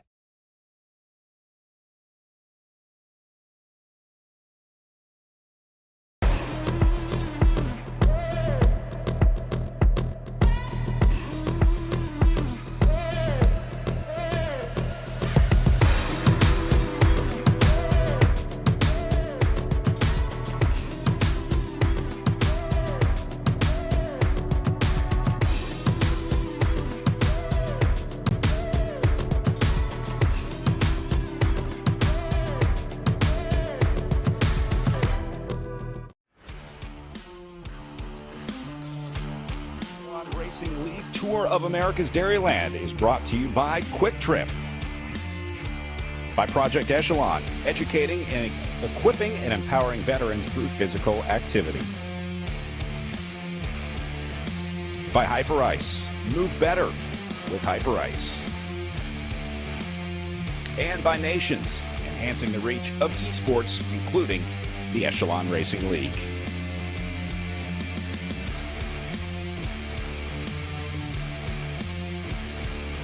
A little cruise down the river into downtown Milwaukee as we wrap up our pro men's race, getting ready for our pro women coming up here in about 10 minutes from now. They're on a 5:30 Eastern Standard Time start.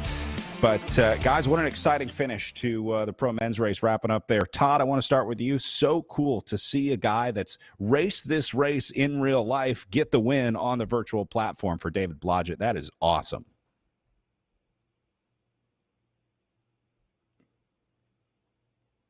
You see Blodgett and his Restart Racing teammate Kevin Bouchard-Hall going 1 and 2.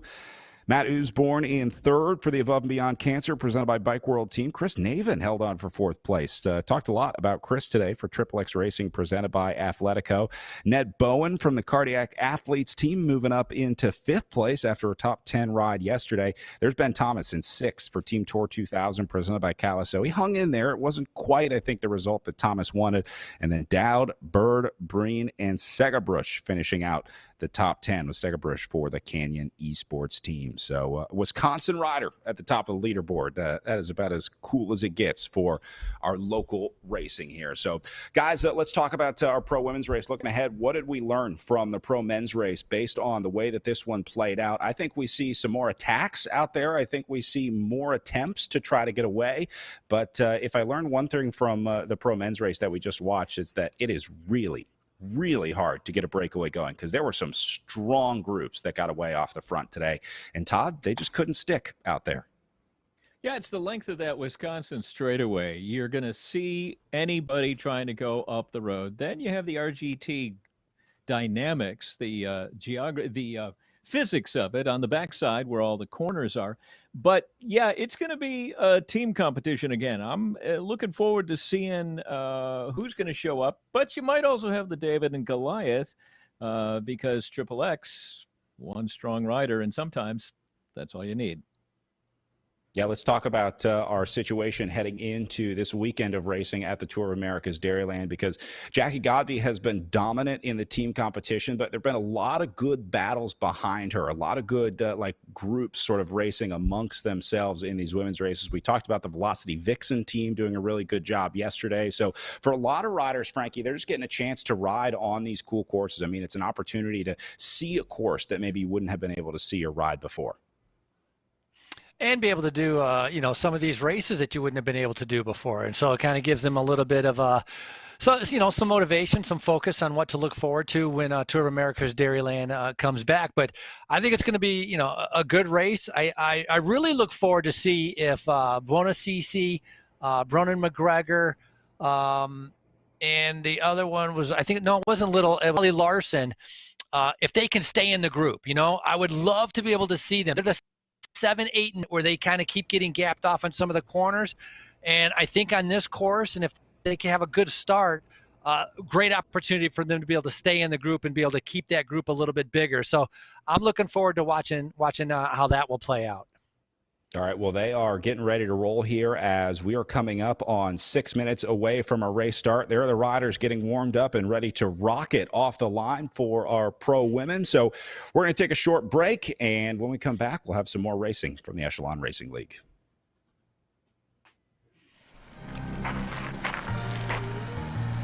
All right, we are out here, Camino Escuela in Tucson, Arizona, for the first ever Camino Escuela Hill Climb Championship.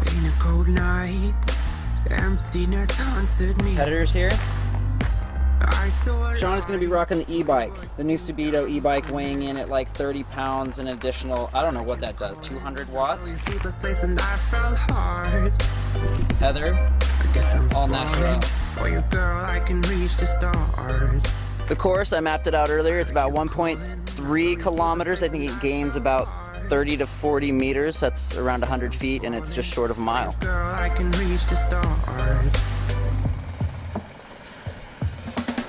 Yo. Oh, the nights when you couldn't sleep, I was there carrying more on. Shooting at the demons, see your dreams, making them more fun. Yeah. And if you wanna run away from the best you've done, yeah, I'll be there to save the day. I'll be your rising sun. Have you ever had a feeling that, like, there's no hope anymore? And then someone walks in your life and just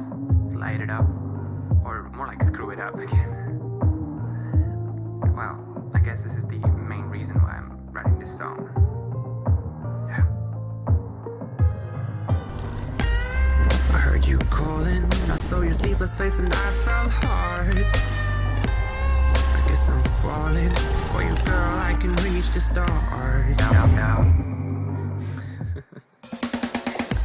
Oh, the nights we couldn't sleep, I was there carrying what you're on. Shooting at the demons, see your dreams, making them more fun. Yeah. And if you wanna run away from the best you've done, yeah, I'll be there to save the day. I'll be your rising sun.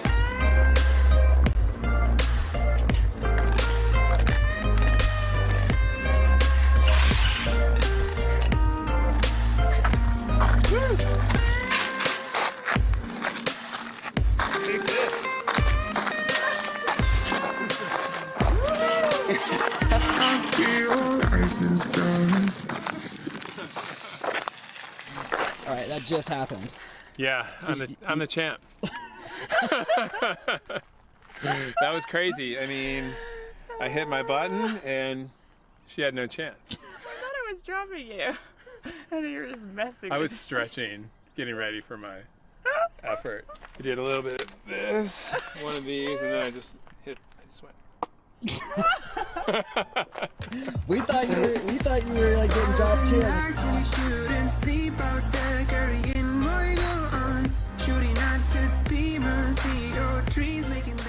This is how it feels. I feel so powerful right now.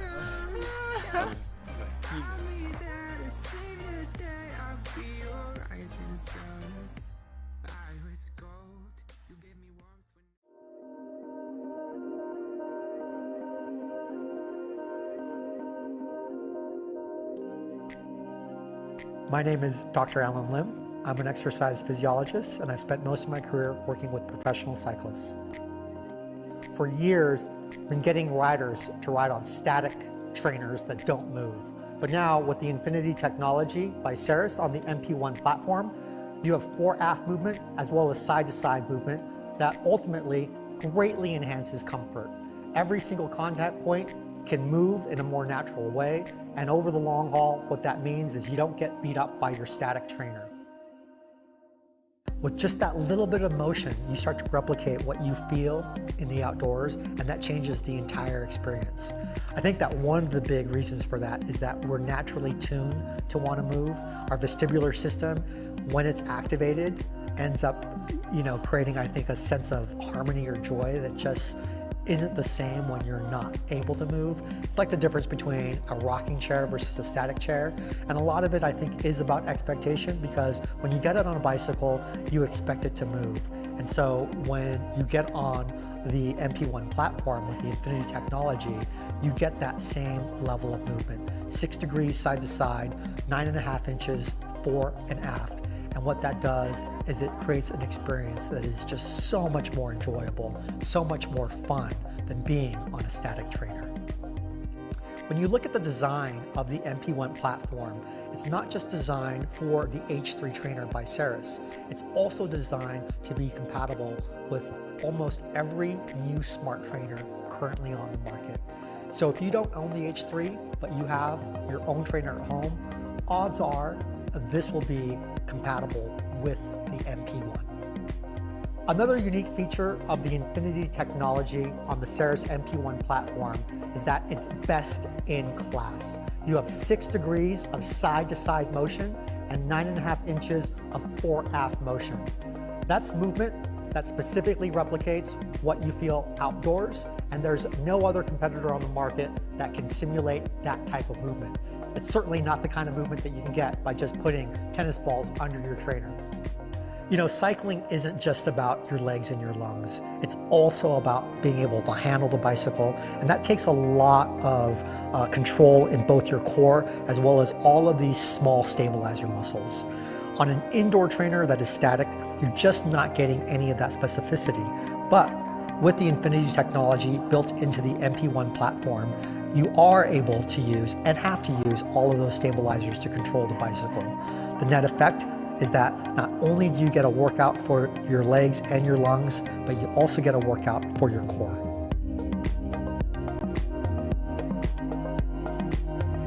The Infinity technology built into the MP1 platform creates the best-in-class movement for any trainer system. You've got 6 degrees of side-to-side movement, 9.5 inches of fore-aft movement, and the net result is way more comfort, way more fun, the ability to use your core or stabilize your muscles, and you've got a platform that is compatible with most trainers.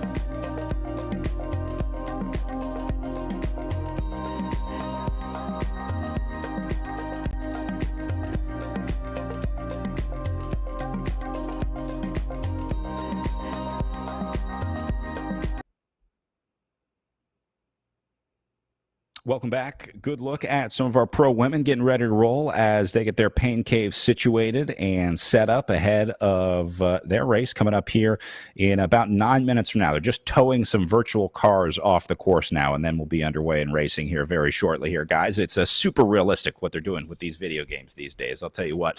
Let's go back and take a look at yesterday before we get into talking about today, because it was a good one. A real pleasure watching Jackie Godby dominate off the front out there, as she really was not only aggressive in the final kilometer. We saw Godby all over the front out there for most of the day, Frankie. She was not afraid to put the power into the red zone.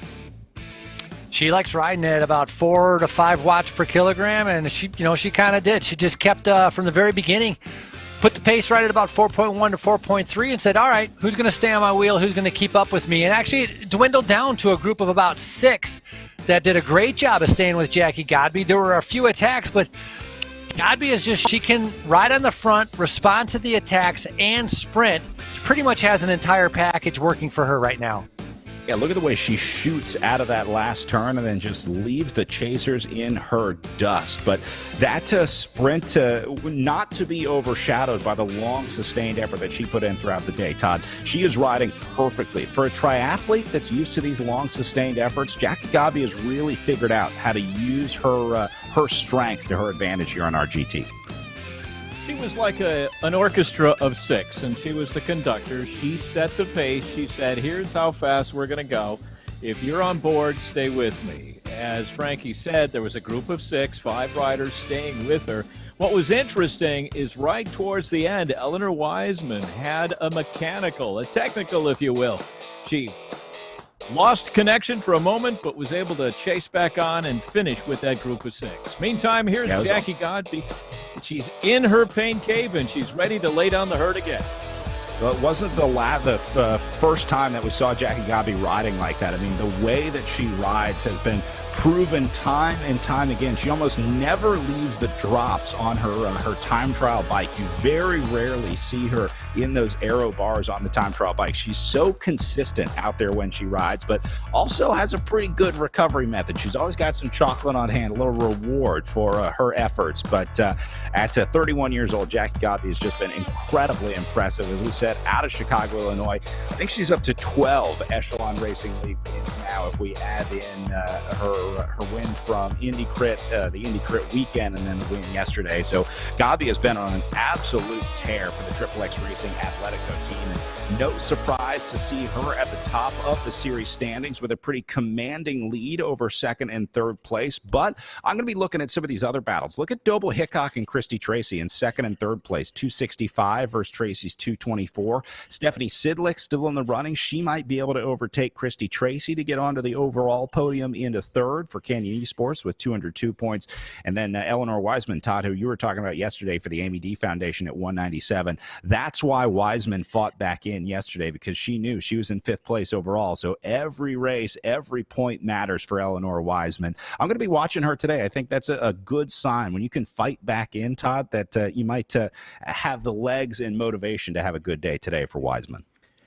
She's hungry, and she knows that a series is a series. Krista Doble Hickok not racing today, reportedly heading to the training camp, so traveling, not able to lay down any points, 3rd, 4th, 5th place, looking at a wide-open opportunity there.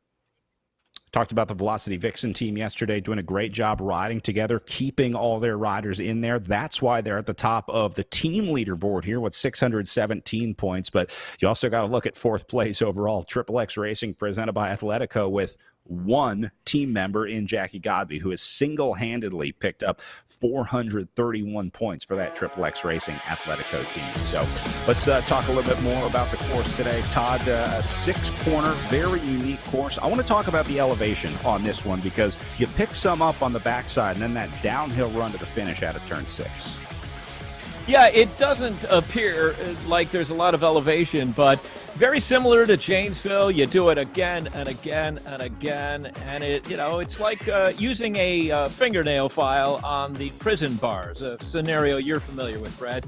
Eventually, you're going to make your way through those bars, and eventually those little rises, especially coming out of turn 2, turn 3 by the fire station, it starts wearing you down. You get a good look at it right there. A little bit of gradient change each lap, but you got that downhill on Wisconsin luring you to go too early, but if you do, it's not pretty. All right, let's take another lap around the course here from our Pro Men's 1-2 race last year. Again, full disclaimer, sped up at time and a half speed here to get us around the course a little quicker. So if it looks like the legs are moving kind of quickly, they are. We put the fast forward button on this one, but it's a good chance to get a view of this course, Todd. And I think the other defining feature of this course is maybe the roads. I mean, these things are like 4-5 lanes wide. It's plenty of room to move up if you want to in Grafton, but not everybody wants to. There are a lot of riders that just want to sit in all day. Well, it's like real estate in Florida. There's a lot of it available, but not all of it is a good idea because there are fast lines and there are not so fast lines, especially on that final turn. Coming down off Broad Street onto Wisconsin, there's really only one line that works at speed, and if you're not in it, you just bought swampland. Then you see there these it guys. Is right there. That's the line you want. Yep, absolutely. They took the apex perfectly. You see how they lay those cones down in the corner because riders cut it so close into the gutter trying to find the fastest line through, and then it's on the way down from there. So I want to go back to the finish line where, Todd, you had a chance to check it out earlier this week. Yep, that's our dog of the day. Got to have a dog of the day at the Tour of America's Dairyland. We're at the Giro de Grafton. We're on course. We're outside turn number 6 where we're coming off Broad Street and heading on to Wisconsin. Now, if you look down the way there, you see this nice broad boulevard with a good bit of distance. The flag down there is on top of the Grafton Hotel. The stoplight you see, that's basically where start-finish hangs out. So we love watching the racing. You're coming streaming down Broad Street. It's a little tighter than a 90, and then you see the finish line. You have to hang on and keep your powder dry. If you go too early, it's not pretty. It's a long way to pay dirt, the finish line here at the Giro de Grafton. You're going to see that kind of virtually playing out throughout the course of the day here on our RGT course, and then hopefully we'll be seeing it again this summer right here in Grafton. We're on course at the Giro de Grafton. Back to you guys. All right, Todd, be that honest. was the coolest dog ever. There's no way he was just hanging out. You had to bring that thing with you. All right. It's a prop dog, but I don't go anywhere without a prop dog. No, he honestly was sitting there on the front lawn, and anybody who walked by, he would select one of half a dozen toys, bring the toy up, and ask that person, random strangers walking by, to play with him. He was fabulous. I had to fight the urge to load him in the car and bring him home.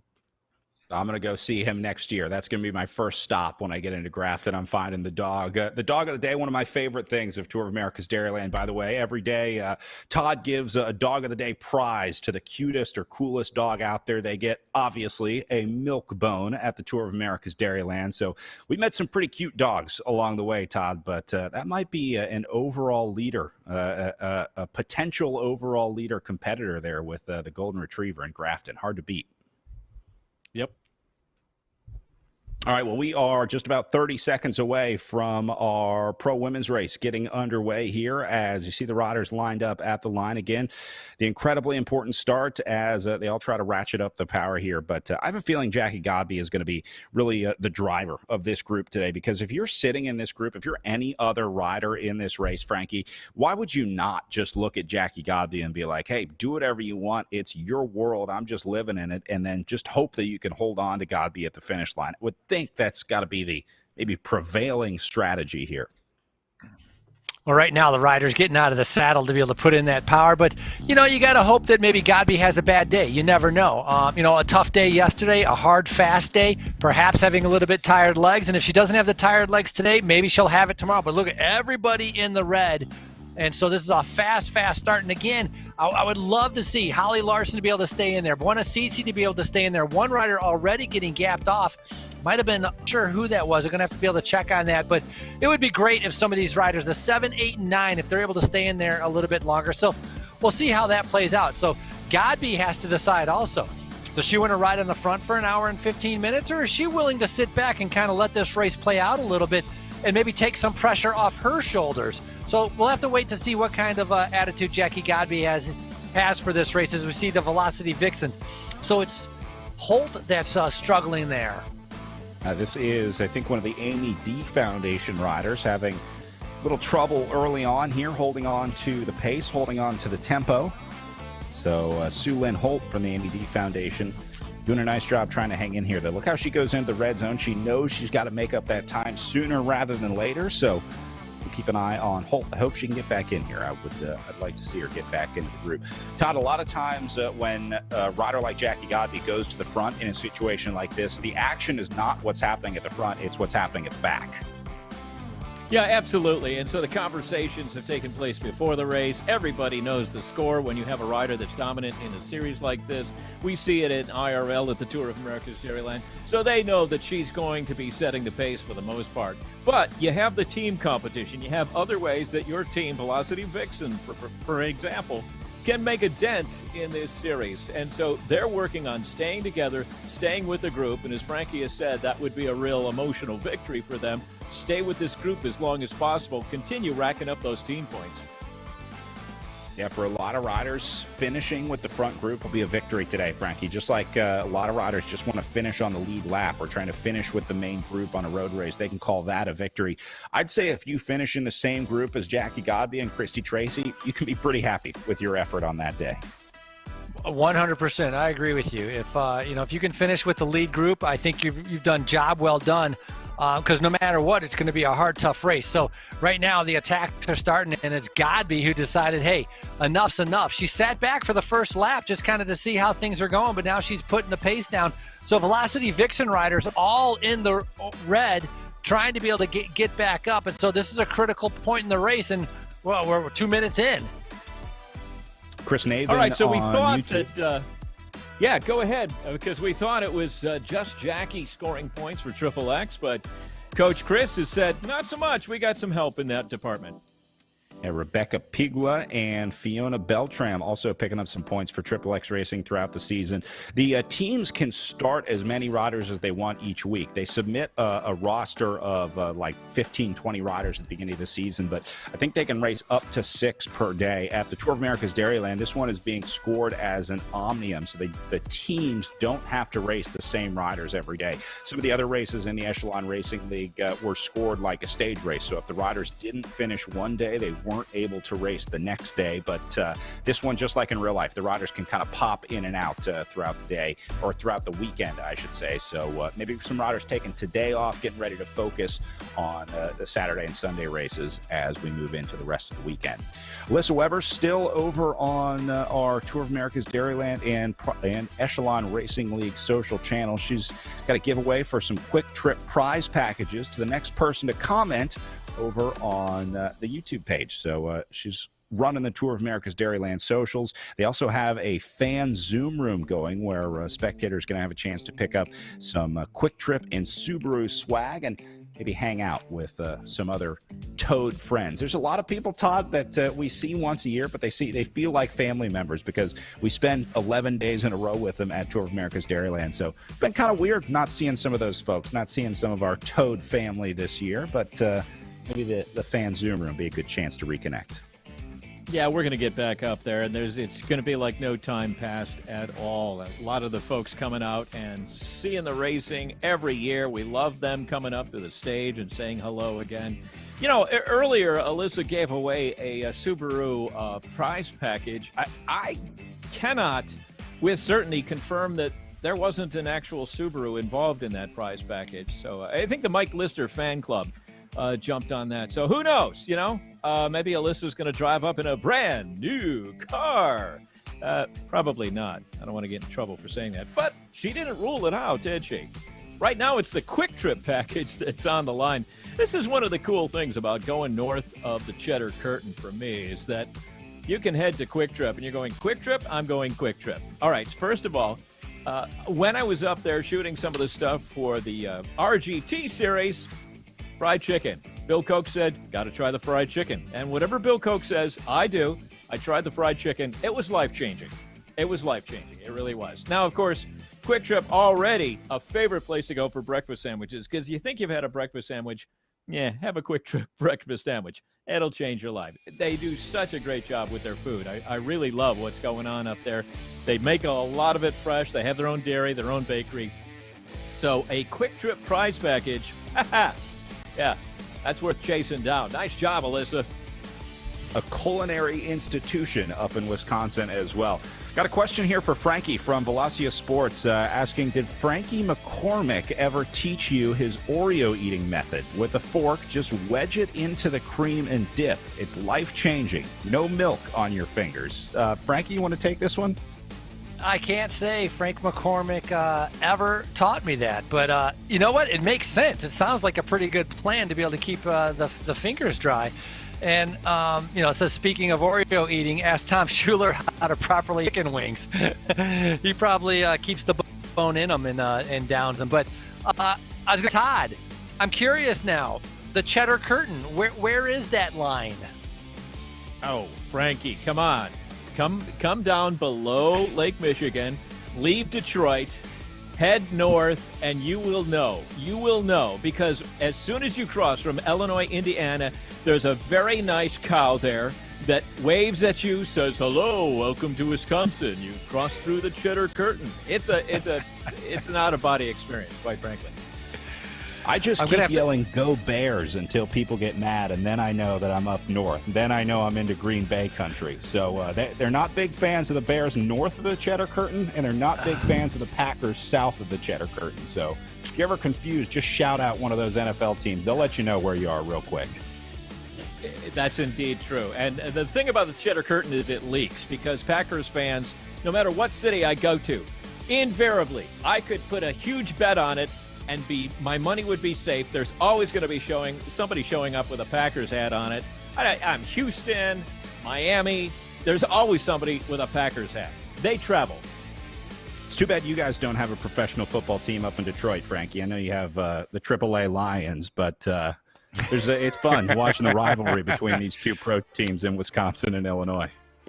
We are in the process of making some changes, and so we got rid of the head coach, we got rid of the general manager, we got rid of the CEO.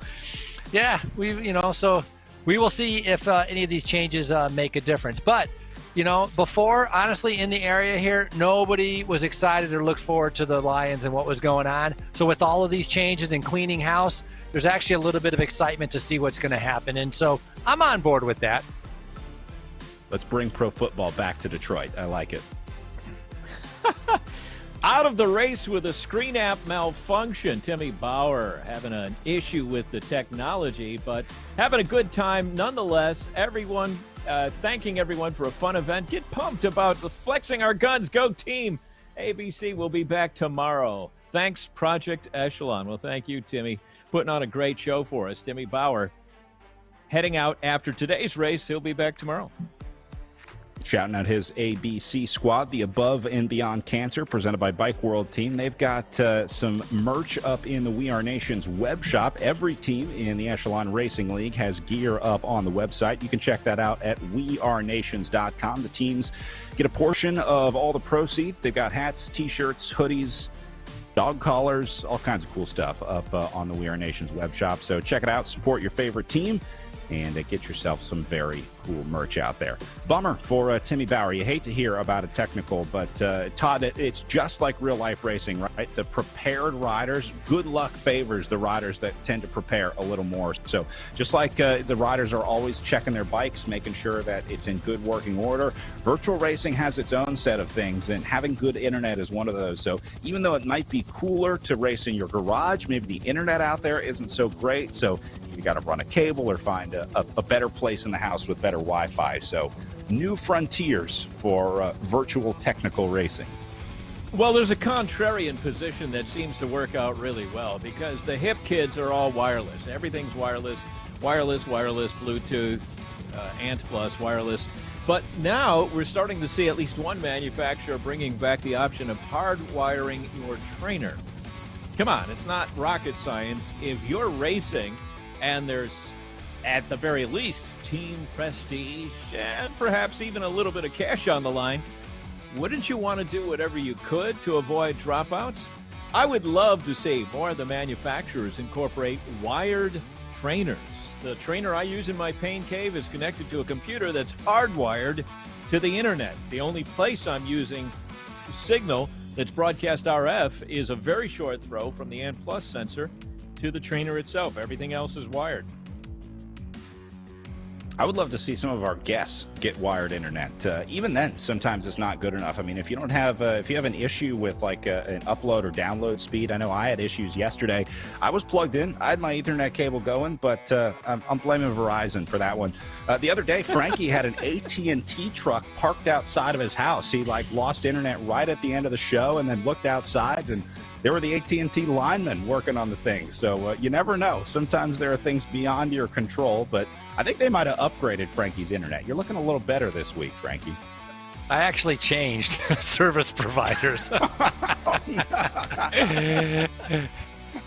Because I was having a problem with the internet, and honestly, my kids were just complaining nonstop. And so I was like, all right, enough of this.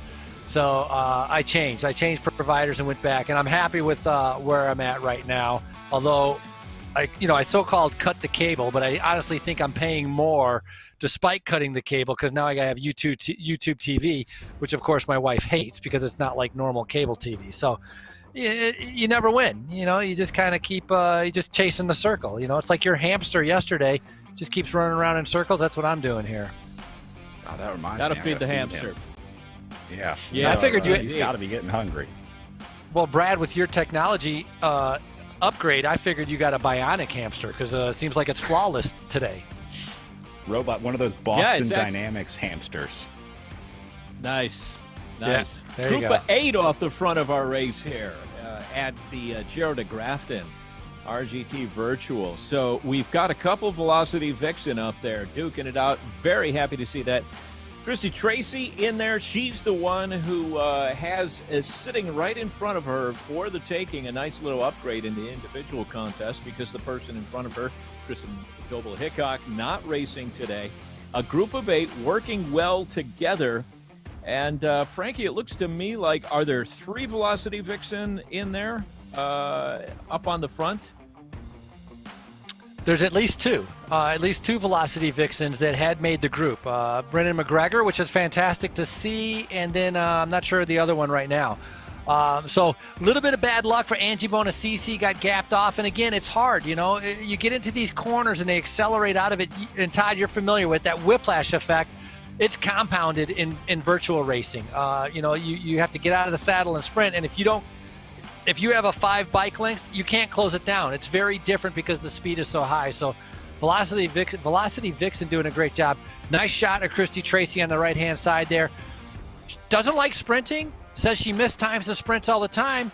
Almost got it right, except for Jackie Godby, who blew everybody out of the waters. Christy Tracy timed it perfectly to win, you could call it the field sprint. She placed second yesterday in that sprint. So it was a nice ride by her. Here we have Holly Larson and Angie Bonacisi, and just behind Little and Holt, who are riding together from the Amy D project. Nice job for these riders linking up. We saw this with Velocity Vixen yesterday, and now Holt and Little going to ride together for the MED Foundation as we go back up to the front. Yeah, Christy Tracy, not a fan of sprinting at all, as you said, Todd. She actually sent me yesterday her proposed schedule, what she plans on doing for the remainder of 2021. I can tell you there's not a lot of sprint races on this calendar. Her next in-real-life event is a 450-mile gravel stage race. She's racing from Dallas to Austin while van camping in state parks in between the stages. Then there's some 100-mile road races in between before she goes to the 24-hour gravel race in Munster, Texas. So I don't know what 24 hours of gravel racing looks like, but I hope there's a lot of chamois cream involved. Then some more long 100-mile road races. The desert gravel race at 190 miles in Frida, Colorado. She's doing Unbound XL, 350 miles in Emporia, Kansas. So this is a rider that likes to go the distance, Todd. She is, safe to say, not a sprinter, and there's not a ton of sprinting opportunities when you're used to doing 100, 200, 300-mile stage races. Yeah, one of the things I really enjoy about Tour of America's Dairyland is that you and I drive to all these venues, some of the drivers longer than others, and during those drives, we solve the world's economic problems. We come up with all these entrepreneurial ideas, which, if we took the time to implement them, we'd be independently wealthy, clearly. I have this notion that's just popped into my head that we should park a hot shower truck at the end of a 24-hour gravel race and charge $10 a whirl. We'd clean up. No pun intended. Frankie, you want in? I don't know how many people. I mean, it's a different world than what I'm used to. Anything with sleep deprivation, I'm against. I'm not into it. I don't like doing it. And so Christy Tracy, she's a beast. I mean, because at the end of the year, she plans on going to the World 12 and 24-hour time trial championships, which is going to be held in Borrego Springs. And so, yeah, these events that have sleep deprivation, for my own opinion, I frown upon them because I need my 8 hours of sleep. Well, in that case, Frankie, let's do a little Giro de Grafton history. You weren't on board, but Brad, you were there. The very first year, do you recall the incident, the unusual incident that brought about sleep deprivation for a lot of the crew and the officials? Do you recall, Brad? I think I was on the other side of the crew at that point. I think I graduated to the cushy job of announcing, so I'm not sure I'm familiar with what you're talking about. Okay, so at 1 a.m., the hotel where the crew and the officials were sleeping was hit by lightning. Literally hit by lightning. So what happened? Except that your alarm clock doesn't go off, right? What happened was that it flipped out the HVAC system. Some of the rooms went full heat. Some of the rooms went full cool. Nothing in between. So we hear this enormous explosion. The manager comes running up the stairs. I, of course, was on the 4th floor of the 4-floor hotel. And he's running around, and I said, my room's about 100 degrees here. And he said, yeah, I just got a call from these two.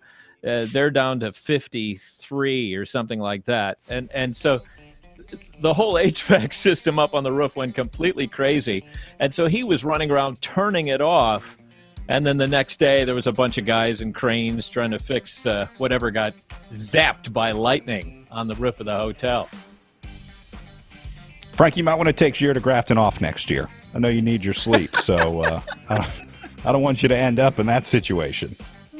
Yeah, and Toad has definitely had some of those. I'm sure you have plenty of stories with the thunderstorms, the rain storms, and the lightning that come in. But, I'm not surprised that Todd was on the 4th floor of a 4-story hotel because he's a penthouse type of guy. Top floor, man. Only the best for Todd Bastille. They really do roll out the red carpet for us at Tour of America's Dairyland. They treat us like rock stars up there. So big thank you to everyone at Toad. That's what makes it one of our favorite races of the year. That's for sure. Back with Holt. Well, it looks and like we have a Little. group of 4. Yeah, that's the Velocity Vixen in that second group. Larson, Bonacisi. I thought Chafin was up front. There's Rogers. Oh, okay, so that is the front group. Okay, yeah, and but the Canadian Rogers is still up there. Do we still have a group? No, it looks like the front group is coming apart just a little bit. Looks like we're down to 7 riders. Yeah, I think Chafin is the one struggling to get back in there. You can see she is sitting a good bit off of this front group right here. So you might be able to barely see her off the back of this group. Although I think they might be riding away. No surprise to see Jackie Godby back on the front. Again, I'm watching the riders at the back here. I'm looking to see who's in trouble when Godby surges up to the front, because that's usually a good sign that somebody is about to pop out of the group. You can a lot of times find the riders that are what we call on the rivet. Here's Morgan Chafin, latest victim to Jackie Godby's pace. So now Chafin has a decision to make,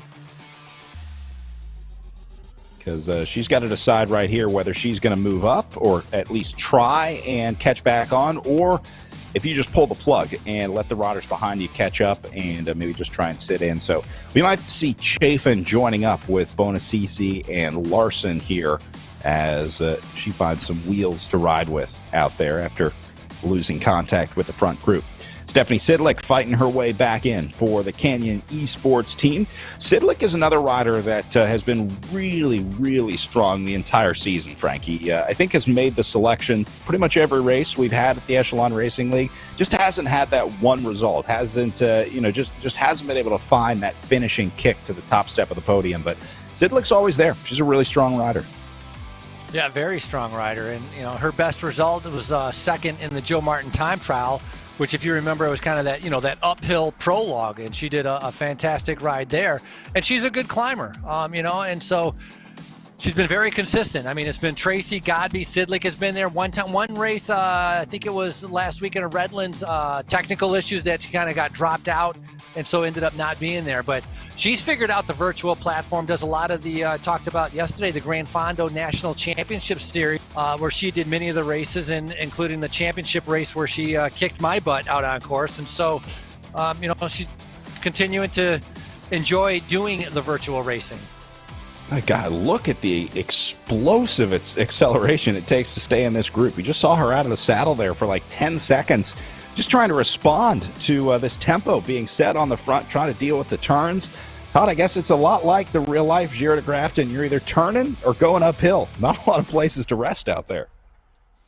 Yeah, as we said, really wide course, in front of the fire station, 3-4 lanes, plenty of room, but that doesn't mean you can do whatever you want, because you've got to stay in the draft. Once the speed is up, there are very few lines that work, especially coming off Broad Street onto Wisconsin, onto your main straight. So we're kind of emulating that with RGT. We're having these moves go, and you got to stay sharp. You got to keep an eye out. Group of 7 now with Brennan McGregor representing Velocity Vixens. Rogers is... looks like she's in there. And part of that group. Eleanor Wiseman is still up there. Stephanie Sidlick, who we just saw in her pain cave, also up there. So this is forming into a group of 7. We had 6 yesterday. We'll see if these 7 are going to take it to the line. And the hard part, for, as Brad, you were talking about, is, when you coming into the corners and you're coasting, and then if Godby's coming out of it at 5 watts per kilogram, you have to do the same, because there's only 7 of you are spread out across the road, so everybody has to kind of keep up. And that's what makes it so difficult, is coming, you're not in a straightaway being able to take advantage of the draft to be able to ride easy. Every time you come into a turn, you have to go red to come out of the turn, and after a while, that is increasing the fatigue on a lot of the riders. And that's, that's kind of what I think Chaffin, what happened with Chaffin being able to drop off the back. But great ride right now by McGregor. Godby on the front right now, and you talk about all those points that she's won. She has 13 race wins out of 19 races, and so the bulk of those points that we were talking about, she managed to be able to take herself. But a good team, and Triple X Racing Athletico, and you talked about how large this club is out of the Chicago area. And fortunate enough that she found a good home to be able to learn from some really knowledgeable and experienced cyclists to help her along her career and her path. Well, Jackie a little Godby out of certainly character not for making Jackie it, Godby there. Yeah, go ahead, Todd. she put in a little surge there. Yeah, she put in a little surge there, and when you're watching the watts per kilogram off the RGT data, that wasn't just her holding pace. That was her maybe checking to see if the rest of the group might have been on the rivet, and they clawed their way back and said, "No, we're all still here, present and accounted for." Jackie Godby running her own training session here for these other riders, just pushing them to the limit, seeing who holds on, letting off a little bit, then she lays on it again. Great riding from Jackie Godby. All right, I have a feeling the rest of the women's... Go ahead, Brad.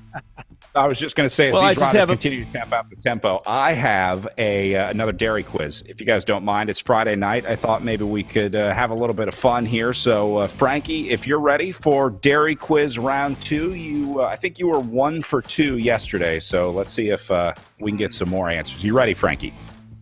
Blizzard from Dairy Queen. Incorrect. Haven't even heard the question yet. You just named a semi-dairy product. So let's go to our first question of the day. Which of the following is not a Wisconsin cheese, a cheese originally manufactured in Wisconsin? Is it A, Emmentaler cheese, B, Leberkuchen cheese, C, Justelipa cheese, or D, Liederkranz? Ay. Todd, do you know the answer? I do, Frankie. Come on. I'm going Liederkranz. Frankie Andreu says D, Liederkranz. Is that your final answer, Frankie? Yes. Are you sure? Yes. It's B. Leberkuchen is not a Wisconsin cheese. Todd, this one's tough, man. I know you come up with these questions, but I don't know what... I know what Emmentaler is. I've had Emmentaler cheese, but Frankie, that was a hard one. I don't blame you. What is a Leberkuchen, Todd? Do you know? Wait a second. Hold on. Wait a second. You said Todd comes up with these questions? He does. It's a... Yeah. I did not know that. So I should have asked Brad. Brad, did you know the answer? I've been working with Todd for 10 years. I know the answer to all of these, man. What you need to do, Frankie, is get in touch with Allison Dairyland and use a phone a friend when you get stuck like that. Yeah, Lebkuchen is a wonderful European. You see it a lot around the holidays. It's a type of cookie that has a savory bent to it, if you will. And then what was the one that I picked? Liederkranz. Yeah. Kind of cheese. What is that? Liederkranz. Well, I would have to reference my files here. I'll tell you, Frankie. It's just off the top of my head, it's an American recreation of Limburger cheese, made subtly different by the use of a different bacterial culture of smear ripening. Liederkranz is a cow's milk cheese with an edible pale yellow tan crust and a semi-soft pale interior with a mildly pungent flavor and distinct aroma that could become unpleasantly ammonia-like if aged incorrectly. So you want to make sure that you get well-aged cheese. So there you go. That was just a little bit of... Same texture and unique aroma of Limburger, but features a distinctly robust and buttery flavor. Very nice. I'm pretty confident I've never had that. I would say that's probably safe to guess. I really was hoping you were going to guess Justelipa, because that, of course, is made with reindeer milk. I did not know that. They have those in Wisconsin? See. Oh, yes, absolutely. Yeah. All right, so let's turn the... Let's turn the tables on Mr. Sona here for just a second, then we'll get back to the racing. Brad, what is the indelible mark that the Giro de Grafton has left on you? Boy, that's a tough one. For me, I think one of the best finishes I've ever called was Rasan Bahati's win there. It's a race that just sticks in my mind as an announcer because the entire city was cheering for Rasan. I mean, this guy, he was hyping up the crowd. He was a crowd favorite. He was doing very well in the Tour of America's Dairyland going into Grafton, and it just all worked out that night. So I just have this really vivid memory of Bahati's win there. I don't know what year that was. I'd have to go way back into the archives, but... So that is a very good answer, but that is unfortunately not the correct answer because the term indelible was the key to the question. You, in fact, carry a scar on your body from a tricycle race that didn't go well. That is the indelible mark that Giro de Grafton has left on you. Yeah, sorry. My therapist told me not to bring it up and not to talk about it anymore. There was a tricycle race that I participated in with some kids, some local celebrities, and, well, I was pretty much taken out by an 8-year-old. The kid was just vicious, right into my line, Frankie. I mean, this guy would have been relegated, like, instantly. I don't know where the officials were on this one. It was ridiculous. Nobody else saw the flagrant foul that I did, but... yeah, I ended up going into the barriers. I ended up on the ground, and I think I got a piece of the tricycle in my side. So that was the end of my tricycle racing career. Thanks, Tom. Yeah, we Thanks wrote it into your contract that you were not allowed within 10 feet of tricycles. Had nothing to do with the kids. It had to do with preserving you. All right, let's bring Tom Schuler back in here. Tom, is that true? Or do we have any more tricycle races on the schedule for the Tour of America's Dairyland this year? Yeah, you know, Brad, it's true, but it's also true you are banned from all tricycle racing. So Frankie is subbing in. But I wanted to talk a little bit about our Wisconsin food a little bit. You know, yesterday I had my popcorn. Today I've had my Quick Trip Glazers right here. I'm down to one. There's one left. And my Nature Valley chocolate milk. But more importantly, I have a food quiz for Todd Bustede, Mr. Quizmaster himself. Todd, we have a new sponsor of our Dog of the Day, and that is From Family Foods. We're very happy about this. In fact, I serve my dog, Frankie, the dog food that I'm going to quiz you about. It is called Hessen Duckenpfeffer. What is that dog food? Hessen Duckenpfeffer. Well, time out. You named your dog after Frankie Andreo? This is what I want to clarify. I did. Don't try to change the subject, please. Hessen Duckenpfeffer is the question, please. All right. So it involves poultry and rabbit and Hessen, which, of course, is a Norwegian word for antelope. Very good. It is rabbit and duck. It is gourmet rabbit and duck food, and it is delicious. I have tried it, and I encourage you when you come to Grafton to do the same. Tom's Wait a second. You're sampling dog food now, Tom? The popcorn's gone. I'm down to one glazer, and so, you know, there's plenty of dog food. This is why Quick Trip is important, because when Tom Schuler runs out of donuts, then all bets are off. Things get really sideways really quick. Tom's eating dog food. So, Quick Trip, the more stories you put in, the better. Let's save Tom Schuler. We are really happy to have From Family Foods on board for the Dog of the Day, one of your favorite activities during the Tour of America's Dairyland. I'm looking forward to it. I really am. I can't wait to try some Hessen Pfeffer or whatever it is. It sounds good. You make it sound delicious, Tom. Maybe not as good as those Glazers. The racing is exciting, but we can't wait to be here in real life in Grafton at the Giro de Grafton.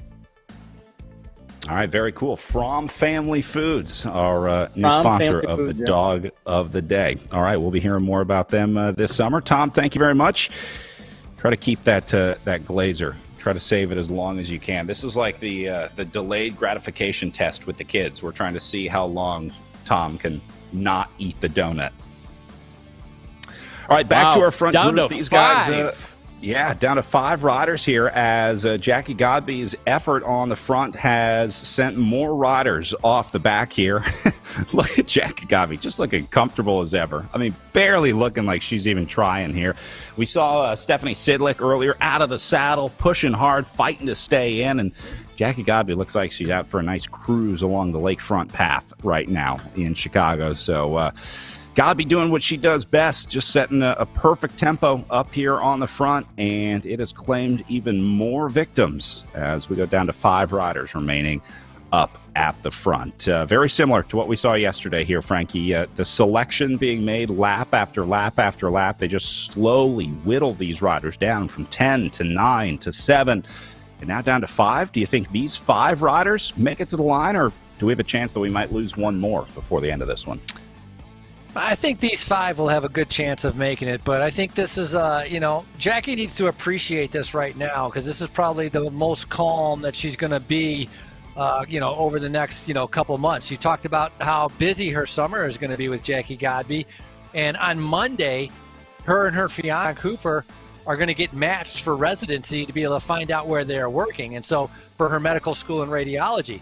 So she's getting married in April, she's graduating in May, and then they have to move to their new jobs in June, along with trying to balance her cycling and her jobs. And so very, hectic schedule she has coming up. So I'm telling her, appreciate this calmness right now, because that's not going to be around once you kind of get into, your other aspects of her life. But I think these 5 can stick together. I think they're going to stay together until the end, and we're going to have a sprint. And then the other, the Velocity Vixen riders that we saw kind of riding together the other day, eventually I think they're going to gather up and kind of get back together also. See Larson, Holt, and days. Bonacici back here off the back of the group in 9, 10, and 11. But it looks like they might be catching up to Little up here up the road. Todd, you were saying something. 2 days. Yeah, 2 days into this virtual bundle of 4 days of Tour of America's Dairyland racing. So there's going to be perhaps a little different scenario on day 3, maybe on day 4. Are you able to do those 5, 6, 7 watt per kilogram responses coming out of the corners when there's attacks on day 3?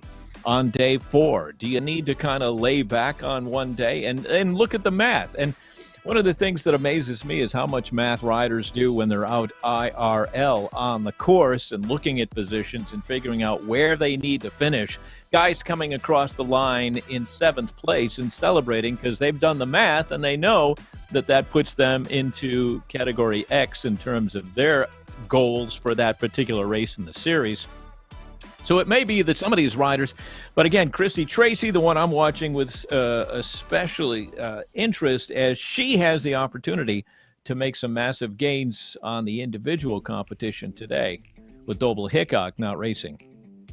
Yeah, every place matters for Christy Tracy out there. Even if Jackie Godby wins, 2nd, 3rd, 4th place would still be pretty valuable for Christy Tracy in the overall. And she's only got 2 more days after today, as you said, to pick up points. So very quickly getting down to it. Speaking of our last 2 days of racing here at the Tour of America's Dairyland, starting tomorrow on Saturday, we're going to be adding paracycling presented by Project Echelon. We'll have a paracycling race on Saturday and on Sunday in between the pro men and pro women. It's going to be an awesome opportunity to watch some of our para athletes race.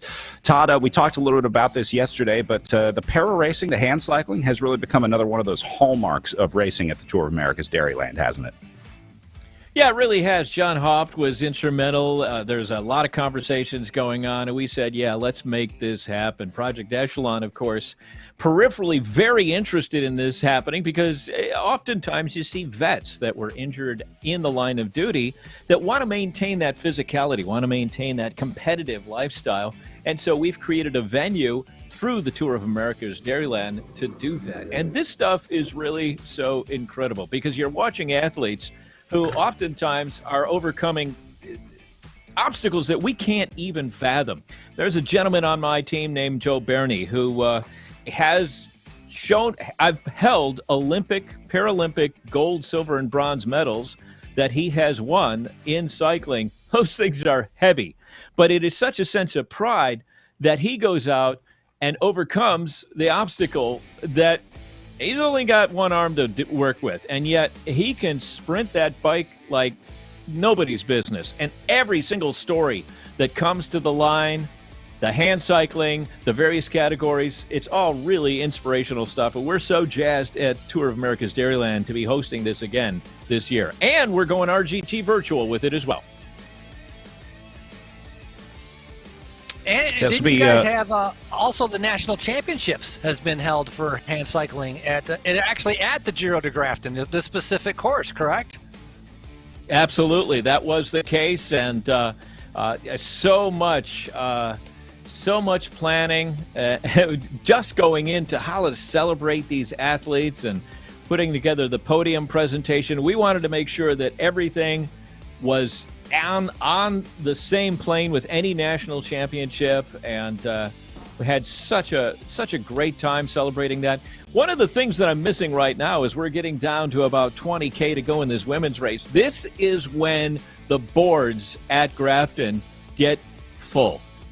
The further down the street you look, Wisconsin starts filling up, around turn 1 starts filling up, on the plaza is already full, and this is where the crowds come out. It happened for the men's race, it happened for the women's race, and fantastically, it happened for the para-athletes racing at Tour of America's Dairyland as well. Giro de Grafton, those boards would be full of people, yelling, screaming, cowbells, the whole shooting match. It was fantastic. Looking forward to it again. Yeah, that finish stretch in Grafton is awesome. You can see all the way down, and it's so long that everyone wants to look sort of up the road at that finish line towards turn 6. So, yeah, I can't wait to get back into real life in person. We haven't quite figured out how to do the virtual bang the boards yet. We got the virtual last lap bell in. We had Tom Schuler ringing the bell for us earlier. He's going to be back for one lap to go here, but we got to figure out how to get spectators to bang those boards. That's maybe the next step in the technology progression here of virtual racing. I want to go back to our para races real quick. You were talking about Joe Berney. We're going to be able to watch riders from various categories out there racing. There are basically 4 different types of para riders you're going to be watching. That's Joe right there on the left-hand side of the screen. He is what's called a C category athlete. So it's not a hand cyclist rider. He's not on a recumbent or tricycle like you see the T1 and T2 categories. It's various levels of ability or various levels of impairment from C1 to C5. Same thing with hand cycles for the riders that are on the hand cycle format of the bike. They have H1 through H5 categories, and there's 2 categories of tricycle riding, and then B1 and B2 for the visually impaired riders. They'll be on the tandem bikes out there where you have a pilot and a stoker for the BVI riders. So we're going to get a chance to watch all of them race tomorrow and Sunday at the Project Echelon Paracycling Races, part of the Tour of America's Dairyland. Matt Begos came out and used the Tour of America's Dairyland for training for his Nationals run, and he's done that a number of times. We love having Matt come out and race with us. Some pretty incredible athletes that we've had a chance to meet and get to know over the years.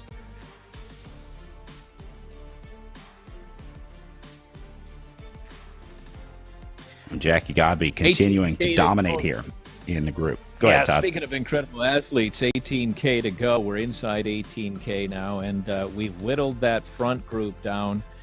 Christy Tracy, Eleanor Wiseman, Sydney Sidlick still in there. Strello also in that group of 5. So doing the math, who's got the answer to the conundrum that is Jackie Godby? Who's going to be able to take the top step? Is there a solution to this, or are we just hanging on and racking up points in the draft of Jackie Godby? That's the question we're going to be answering in the next 17.5 kilometers. And we're going to find out real soon. Easy. I mean, Sidlick, who's highlighted there, 180 watts, 179 watts. This is their rest period right now. I mean, with 17 kilometers to go, they know it's too far to be able to do something, to be able to go away by yourself to try to make it to the finish line. And so, they're just kind of following the wheels, but a little bit of a pause. But every time they come out of a corner, definitely a bit of an acceleration. But it's, right now they're just trying to get some of the kilometers through their legs and kind of get a little bit closer to the finish. Coming up on almost 45 minutes of racing, this is where the fatigue starts to set in, and it's super important during this time. You have to be drinking during this time period because you're sweating like mad. This indoor cycling is completely different than the outdoor cycling, but all of these riders in the front group, super familiar with RGT and the platform. They've all been here a number of times. All right, tapping out the tempo, just trying to hold on as we go under 17 kilometers to go. Whole field watching Jackie Godby out there. We're going to take a short break. We'll keep an eye on these 5 in the front group. And we got more live racing after this.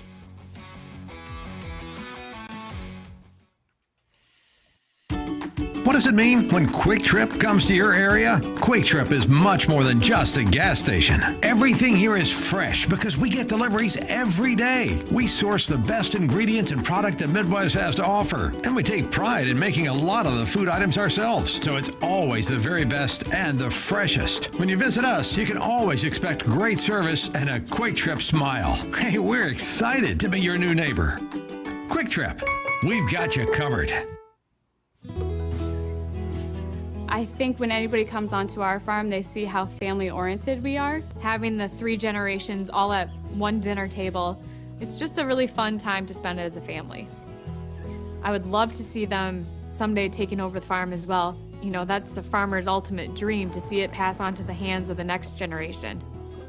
Support Wisconsin dairy farmers. Buy Wisconsin cheese and dairy.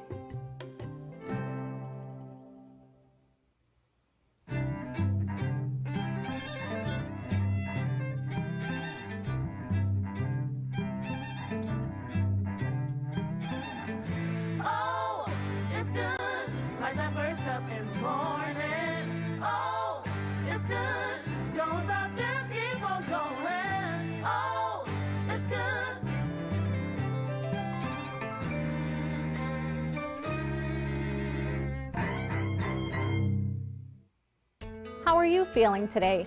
Studies have shown that 70% of people have delayed getting health care or know someone who has. It's important to ask family, friends, and those you care about, how are you feeling today?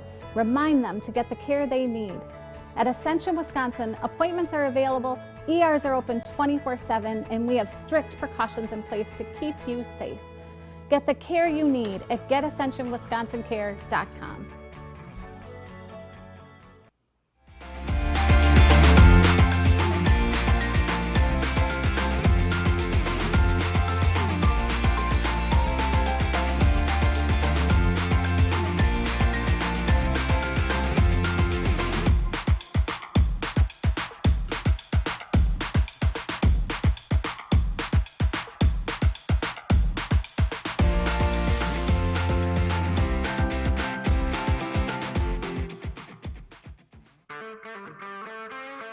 When anyone asks about our city, the Brew City, the Cream City, the city of festivals and fish fries and summertime fun, it's hard to express it in just a few words because it's way more than America's third coast and America's oasis of old fashions and the heart of outdoor art.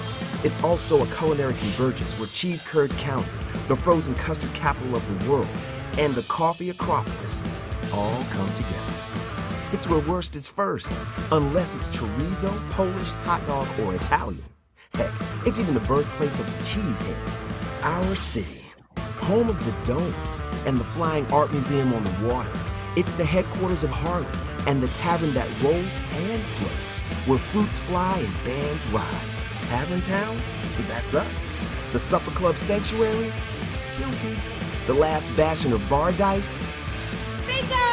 The Midwest Independent Movie Theater Mecca and the settlement of sausage? That's us too. We're a city sought out by adventure seekers, a cycling citadel, a freshwater surfing sanctuary, the kingdom of urban kayaking, where even kites are captivating.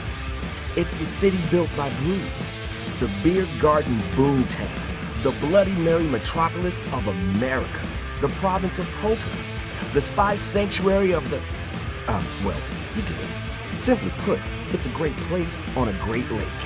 It's Milwaukee, and yes, it's totally random and totally wonderful. So stop by and let us show you around.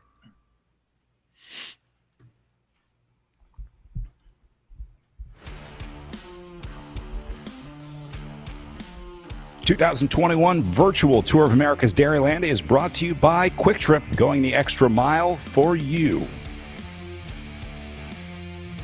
By Project Echelon, educating, equipping, and empowering veterans through physical activity. By Hyper Ice, move better and enhance your recovery with Hyper Ice. And by Nations, enhancing the reach of esports, including the Echelon Racing League. Nice shot of the Milwaukee Art Museum with the signature wings. The Burke Brisé Soleil form a movable sunscreen with a 217-foot wingspan. It's made up of 72 steel fins ranging in length from 26 to 105 feet. Takes 3.5 minutes for those wings to open and close. The sensors on the fins continually monitor wind speed and direction, so when the winds exceed 23 miles an hour for more than 3 seconds, those wings close automatically. One of the coolest parts of Milwaukee, right on the water there, Todd. It's a beacon of Milwaukee when you get into town, when you fly into General Mitchell. It's always one of the first things that you see when you're driving up to places like Shorewood along the water. It's like, I'm in Milwaukee, baby. Yeah, the Art Museum is iconic on the lakefront, but there's so much else that goes on there. Just north of the Art Museum is really one of the busiest kite flying centers in the Midwest. There's a shop that's there every summer, all kinds of creative kites. It's just a great place to hang out. All right, check this out. While we were in break, that group of 5 went down to 3 as Godby, Wiseman, and Tracy going clear. They dropped Sidlick and Strello. So Stephanie Sidlick and Anna Strello, the latest victims to this group, as this will be down to 3 up at the front. Now, they're working through some lapped riders here. So, like, you see a pair of the Amy D Foundation riders there. Those are riders that are a lap down, so don't worry about them in there. Godby, Tracy, and Wiseman are the 3 that you need to know in here. Let's go back and figure out what happened to Sidlick and Strello. Sidlick going to be all by herself here. Strello even further back at about, 50 meters back behind Stephanie Sidlick. There's Anna Strello. So this one exploded in the last couple minutes here as it went from 5 down to 3. The selection being made up at the front with Godby, Tracy, and Wiseman. Now, again, these riders that are off the back have to make a decision. Do they wait up for these riders behind them with riders like Rogers, Chafin, and McGregor at 52 minutes in here? You might be better advised to just sit up, get in the draft, sit in, and then try and out-sprint them, because you can bet, Frankie, those riders that just got dropped out of this group don't have a whole lot left in the legs. So they may be better off just pulling the plug now, try and settle for like a 7th, 8th place finish rather than completely imploding and maybe ending up outside the top 10. Yeah, a little bit surprising with Sidlick and Strellau coming off the back, and they're not even together. They came apart at different times on the race course, and so Sidlick is in the red zone still, 7.4, 6.3.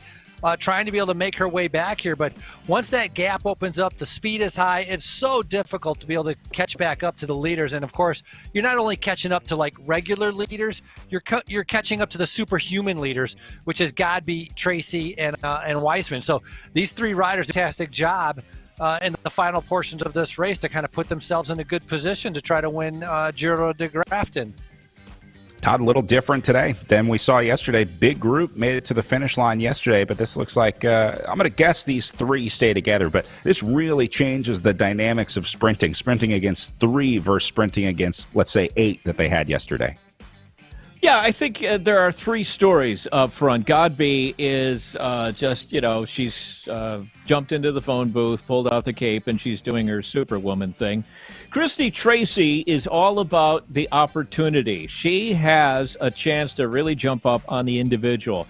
And I'm guessing that Eleanor Wiseman wants to make good after dropping in the last lap yesterday, I'm guessing Eleanor Wiseman's going to ride angry towards that line and see if she can't improve her position. Fourth yesterday with a heroic effort. And, I mean, you have to keep in mind she's racing in Europe. It was 1 a.m. when she's putting down 6, 7, 8, 9 watts per kilogram to catch back on to the lead group. So 3 good stories at the front of the race with 8 laps to go. Yeah, and 3 different motivations up here, Frankie. You got Jackie Godby, who has more wins than she knows what to do with. Christy Tracy, who's fighting for the overall. And then Wiseman trying to improve on her stage result yesterday. So there's a chance that all 3 of these riders will be happy with the result of how this one plays out today, because all 3 of these riders could walk away with what they came for today. Yeah, that's a great point. I mean, Wiseman sitting in 5th overall in the series. In 3rd, and Todd's brought it up a couple times, with Doble Hickok having to go to her professional cycling team's training camp in Moab. All 3 could gain something here. But I'm sure Christy Tracy, with all of the results that she has gotten, would love to be able to get another win underneath her belt, to be able to try to dethrone, let's say, Jackie Godby. And, of course, Godby doesn't want that to happen, and Eleanor Wiseman doing a fantastic ride to be there. So, I mean, Wiseman really, to be able to finish and to be able to do that chase that she did yesterday to get back on, also to be able to stay there longer than Strehlau and Sidlick, already she should be super pleased with 8 laps to go. So we were talking about the podium presentation for the para-athletes, and I want to give a direct shout-out because there's a gal by the name of Beth Rice who does so much work behind the scenes. Virtual racing, there's a lot of people. Mark Zalewski is sitting in master control with thousands of monitor screens and buttons all over the place, putting all this stuff together. When we get into IRL racing, there is so much work that people like Beth Rice and the founders, Bill Koch and Tom Schuler, do to make this stuff happen. But I'm pointing out Beth Rice. She is a phenomenal help. She's thinking ahead. She's thinking through how to make this the best series possible.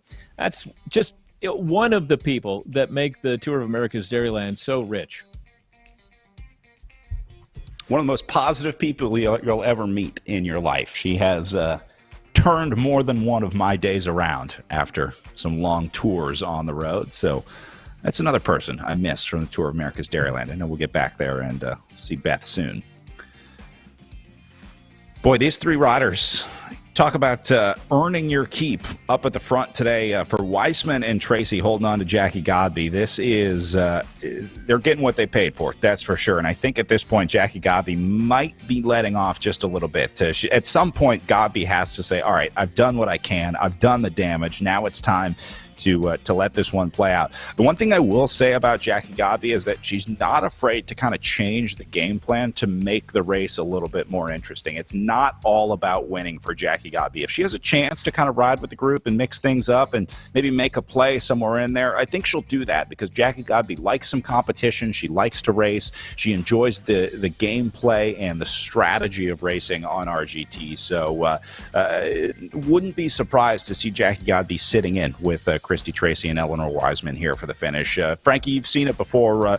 Even though Jackie Godby is a serious competitor, she's a serious winner, she likes to have fun. I mean, in her post-race interview, she's always very lighthearted. She's not taking this too seriously. She races like she's taking it seriously, but she's really found a good balance here between the competitive element but still having some fun out there. I agree with you. Her competitive instinct is serious, but she's having a good time, and she races as though she's having a good time. I mean, she enjoys it. She enjoys suffering. She enjoys pushing herself. She enjoys, setting a personal best power level at like the Joe Martin time trial. She gets a kick out of that, and so. Now I think they're just kind of riding together, just kind of staying together. But Sidlick, who's in no man's land all by herself, still see her putting out 8 watts per kilogram. It's like she hasn't slowed down at all, and she's continuing trying to be able to catch up to our 3 leaders. And now Christy Tracy's giving it a dig. So Godby likes having the competitive nature of all of these athletes kind of going against her. And she likes rising up to the challenge, and she enjoys that. And it really, you can see that after the race when you talk to her. she's all smiles. I mean, the girl is never down, never depressed, always smiling and putting in a good word about, how she feels and how her ride went. Anna Strenlow is making Sidlick work. She is barking at the heels. There's a battle going on right now for fourth place in this race, and Sidlick knows that she is not alone. We're underneath 100 meters now, the gap. Anna Strenlow, she's also laying down some red numbers here, so Sidlick's trying to fight off and at least preserve fourth place on the day. Yeah, again, the race is not always just at the front of these virtual races. So many times we see riders getting locked into battles a little further back. So the Strello-Sidlick battle might be a good one out there today. I don't think Tracy, Godby, and Wiseman are going to have to worry about them. I think that's probably the last time that these three will see the two behind them, because we're getting down to it. They're going to be seeing 5 to go when they roll across the line here. So we're going to know pretty quickly if Jackie Godby is going to try and sort of slow burn this one away and just keep a high tempo, keep that power on for the last 5 laps, or if she's going to let this one go down to the last lap and maybe have a chance to sprint against Wiseman and Tracy. Normally, I would say Godby is not a sprinter, Todd, but since she's down to just 2 riders, maybe she's thinking, well, I can sprint in a group of 3. It's certainly not the same sprinting when you're sprinting out of a small group than a bunch gallop to the line. Yeah, as I was saying, we got 3 different stories, and frankly, as Frankie's been talking about Christy Tracy's race pedigree, she's not unfamiliar with just laying down big watts for a long period of time, so that's actually closer to what Godby is used to doing. We see her pushing just a little bit off the front. Godby actually doing a nice job playing the RGT dynamics. I've seen her a couple times put in a little bit of wattage increase going into those corners, which makes the competitors work just that much harder on the other side of that particular corner. So we'll see if she continues to do that. 5 laps to go. Good battle at the front of the Giro de Grafton. Yeah, I would say if one rider gets into trouble in this group, it's probably going to be in a corner, Frankie. I mean, it's going to be a rider that just has a brief moment, a brief lapse of attention to get dropped off, because I'm not seeing Godby putting in the early power that she was. I'm not seeing them in the red zone a whole lot out there right now. So if a rider gets gapped off here, I think it's probably going to be in a corner. Yeah, I would agree. I mean, as much as this is a physical battle, it's also a mental battle. Being able to stay focused, stay on the wheel, and put out the correct power at the right time. And you talk about a mental battle. I mean, these are 3 very intelligent athletes. Eleanor Weissman has a PhD in agriculture and resource economics. Jackie Godby, PhD, also going to becoming a doctor. And then and Christy Tracy works in finance. And so all of them mentally, trying to figure out, looking at the numbers and calculations and strategy and tactics. It's a physical game and it's a mental game that's going on right now, getting into these final laps, trying to think about, Godby's thinking about how to win, and the other 2 are thinking about how to beat Godby. Great point, talking about the professional lives outside of this. Yeah, very interesting how smart and successful this trio is up on the front. We talked about Jackie Godby's hectic schedule, or hectic next few months in her life coming up, but Christy Tracy staying pretty busy as well. We talked about her in real life racing schedule that she's going to try and get underway here in 2021.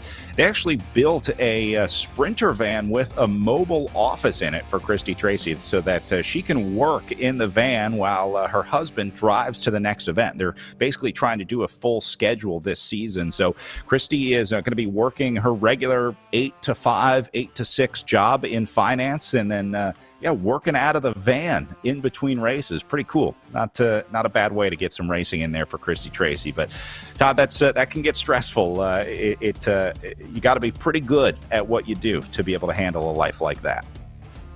Right, and because each one of those things requires focus. If you're going to race and you're going to race well, you need to be focused. But she's also, obviously, handling people's finances.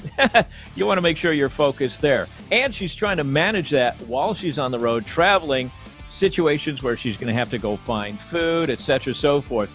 It's a great challenge. I mean, you've spent a lot of time living on the road. I've had little bits and pieces of that as well. Frankie, You've taken teams on the road. You've raced yourself. It's a lot of fun, but it is not without its taxing element. And if you're trying to do something really well, it does require that extra bit of focus.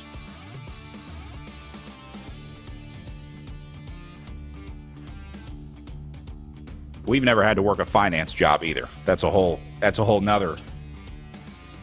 different world. Well, Thank goodness. That involves actually having finances to work with, and We work in bike racing. There's not a lot of financing going around unless you're putting a new bike on a credit card with 28% interest. Well, you know what they say, Brad. The best way to make $1 million as a bike race announcer is start with $2 million. I'm only like $1.9 million away, so I'll be a millionaire in no time.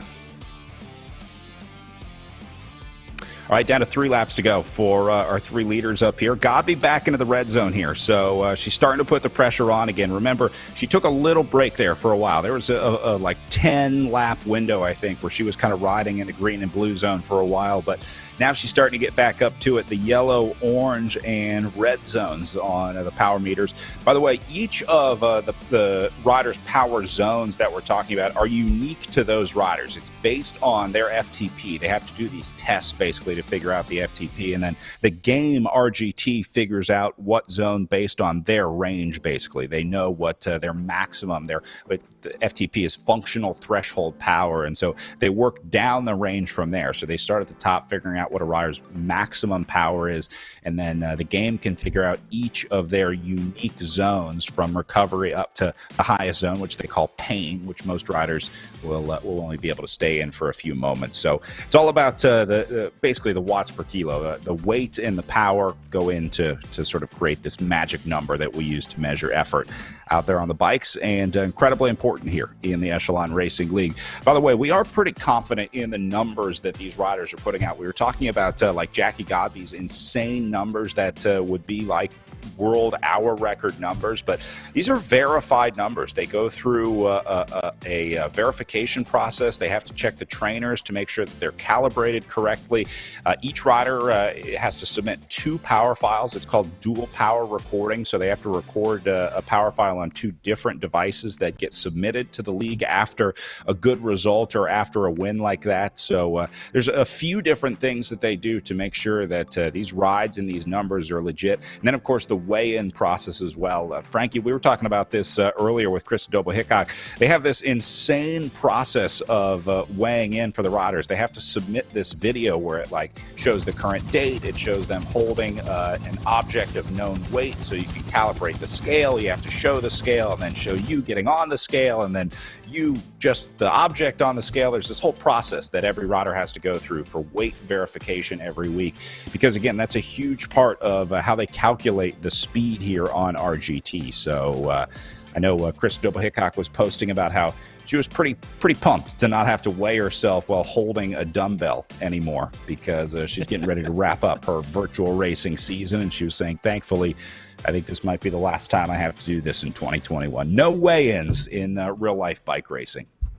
Yeah, and Doble-Hickok mentioned she's going to try to come back for maybe Saturday and Sunday to be able to race and balance it out with her camp. But the eBio passport that Echelon Racing League set up, it's important. You got to have the trust, the honesty, and as Brad, as you had mentioned, the numbers are legit, and it's on the men's side and the women's side. So we're going to see some impressive numbers getting ready to come up once again as they accelerate, because we are moments away from having 1 lap to go. All right, getting ready. I was watching Eleanor Wiseman's numbers just a little bit, and she's savvy. She's riding those corners well. The only time she's getting north of 3 watts per kilogram is when she's in the front of that group, but she's trying to tuck in behind, and when she does, her watts per kilogram are dropping down around 2. I'd be interested in seeing her average power across the entirety of this race, and let's see if it plays into some conservation that's going to serve her well in the last 1.4 kilometers. All right, Tom Schuler, ring the bell. 1 to go, 1 to go, 1 to go, 1 to go, 1 to go. I love the enthusiasm. You don't get that anywhere else. That's genuine there from Tom. That's artwork right there. That's artwork. Be sure to sign that, Tom. All right, well, it's going to come down to these three on the front as Godby, Tracy, and Wiseman running out of time to play whatever hand they're going to play out there today. Looks like Godby going to go with the long-range pressure attack for these riders. Here is Godby and Tracy as Wiseman moving up a little bit now on the outside. But look at the power bars, the colored bars below their name. Nice job by Godby letting off into the corner here. That's going to allow Wiseman to get back up here. Now, Wiseman not attacking here. She was just kind of overcompensating, I guess, moving past those riders as she was trying to catch back on. So Godby might be able to catch some riders off guard. This is interesting, Frankie, because normally I think she likes to ratchet power up and hold it there, but Godby is letting off a little bit right now. Yeah, and a little bit of a rare sighting, seeing her out of the saddle early on, except for the sprint. So easing up a little bit. And so will Christy Tracy. When she comes around the final, maybe Christy Tracy can catch her by surprise, and we'll have a drag race of power, a drag race of watts. But Godby, we know, can sprint extremely well. And so they're content right now. They're going to stay together, and then we're just going to have to be able to see how that timing goes. And you can see that there's her, Cooper, her fiance, in the upper left-hand corner giving directions, and Tracy getting directions also, as that's super important coming into the final. Here goes Christy Tracy leading the sprint out. Godby going to get on her wheel. She'll come over the top. Wiseman into the red as well, but Jackie Godby doing what she does best. She's going to make it 13 at the Echelon Racing League as Jackie Godby will pick up another win here in Grafton. Crushed them out there. This woman is on another level as Jackie Godby picks up another win for Triple X Racing. This looks like Wiseman slipped in for second, and Christy Tracy going to have to hold on for third out there today. But, wow, dominant win there by Jackie Godby. Todd did not see that one coming. I think I thought they were going to be a little closer than that one. I did too, but 13 watts per kilogram, there's just no answer for that. She peaked up there, 13 watts per kilogram. Again, a power weight that takes a power number that takes into consideration the weight so that it's all on the same plane. 13 watts per kilogram. Bye-bye. See ya. 100 meters to go. She took off and owns the line at the Giro de Grafton. Barely even looks gas. She's saving her power files right now. This is always the first thing that she does, make sure that the power files registered and are clean before she submits those in. So we're going to let the rest of our riders finish up. We got a few more riders out there. Stephanie Sidlick on her way into the finish line, and then we'll see Anna Strello behind her with McGregor, Rogers, Chafin, and Larson still to come in. So a few more finishers, and then we'll grab a word with our race winner, Jackie Godby, right after this.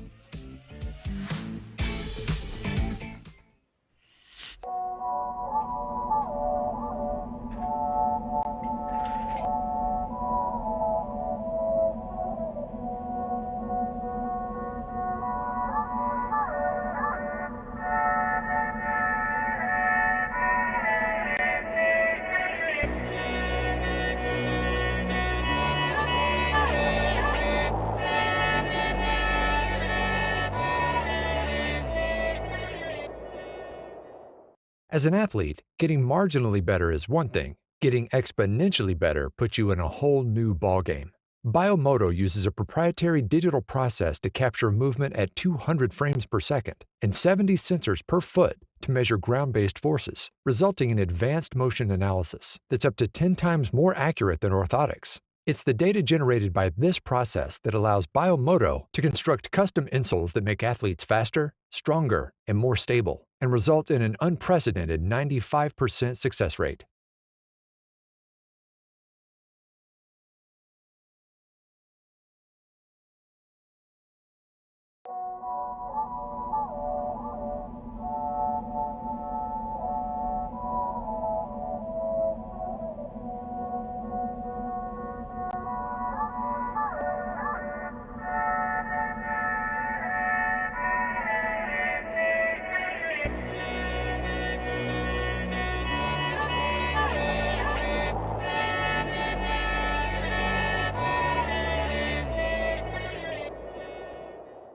As an athlete, getting marginally better is one thing. Getting exponentially better puts you in a whole new ballgame.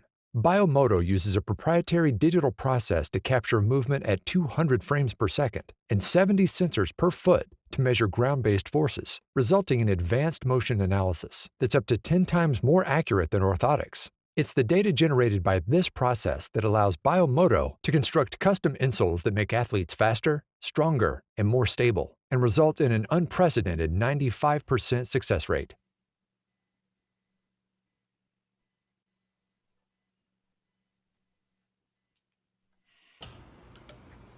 All right, welcome back. Watching our final finishers on the way in. These are the riders that were with that front group with the Christy Tracy, Jackie Godby, Eleanor Wiseman trio. So now watching Rogers, we saw Strello just ahead of her and then should have McGregor behind her. So we're going to keep an eye on these riders, let our top 10 get in, and then we'll grab a word with our race winner, Jackie Godby. Frankie, this is a tough spot, too. I mean, being solo out here on RGT after a day of racing, it's pretty tough to maintain this tempo. You're pretty deflated after you've been dropped out of the group. If you don't have anyone to ride with, it's really hard to maintain that power. Especially in the beginning, because think about it, you were redlined, right? You were trying to keep up as long as possible until your legs gave out, and then you ended up getting dropped. And so being in no man's land like that is a very tough, and especially you're riding around, you're not getting an advantage of riding with anybody, not getting the advantage of being in the draft. So it can be a little bit discouraging. So, I mean, that's why it's great to be able to see the riders. They don't quit. They keep going. Velocity Vixen, Amy D Foundation. These riders are out here, and everything they're doing right now is benefiting them. Once they get out to spring weather and they get into summertime, all of this racing, which is like training, is going to help them a little bit later on. So that's good to see them continuing to push through.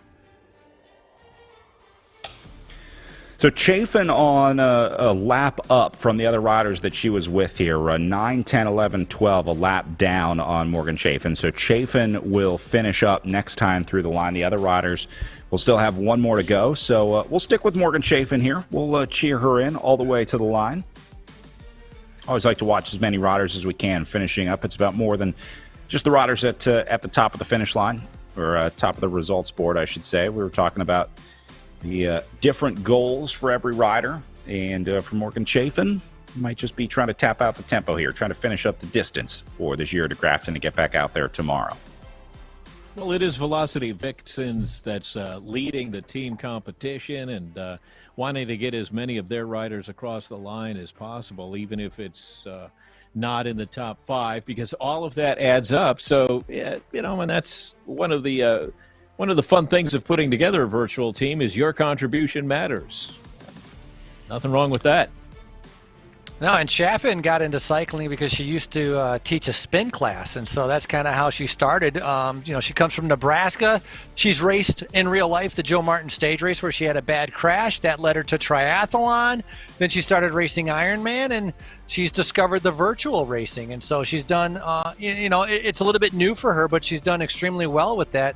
Considering, she's coming from teaching spin classes, and she's going against, a 3-time Chicago Ironman triathlon winner of Jackie Godby. So Chaffin doing a fantastic job as the rest of the riders come through. I think they have one more lap to go. All right, Chaffin in and done. In the meantime, let's go to our race winner, Jackie Godby. Jackie, congratulations. Can you hear us all right? Yes, can you hear me? How's the audio?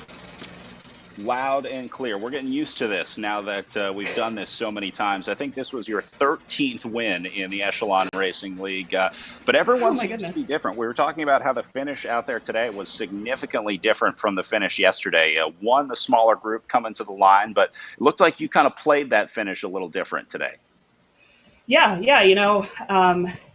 I think looking at the finish line yesterday, we had a big hill coming into the finish, so we knew that there was going to be a big punch. I know that Krista Double Hickok was really going to play to her strengths. She's a fantastic hill climber. She's so light, she's so punchy. And then today, it was a much flatter course. We come in from that last turn with 300-400 meters to go. So, I also knew rolling into the line, I'm rolling in with Christy Tracy. I'm rolling in with some great diesel engines that have this fantastic capacity for a longer sprint. So, they were two very different finishes, and we were going up against two very different races. and just very, very different strengths of the field. What was the situation today with the group getting whittled down? I think we missed the big moment where it went from like 5 down to 3.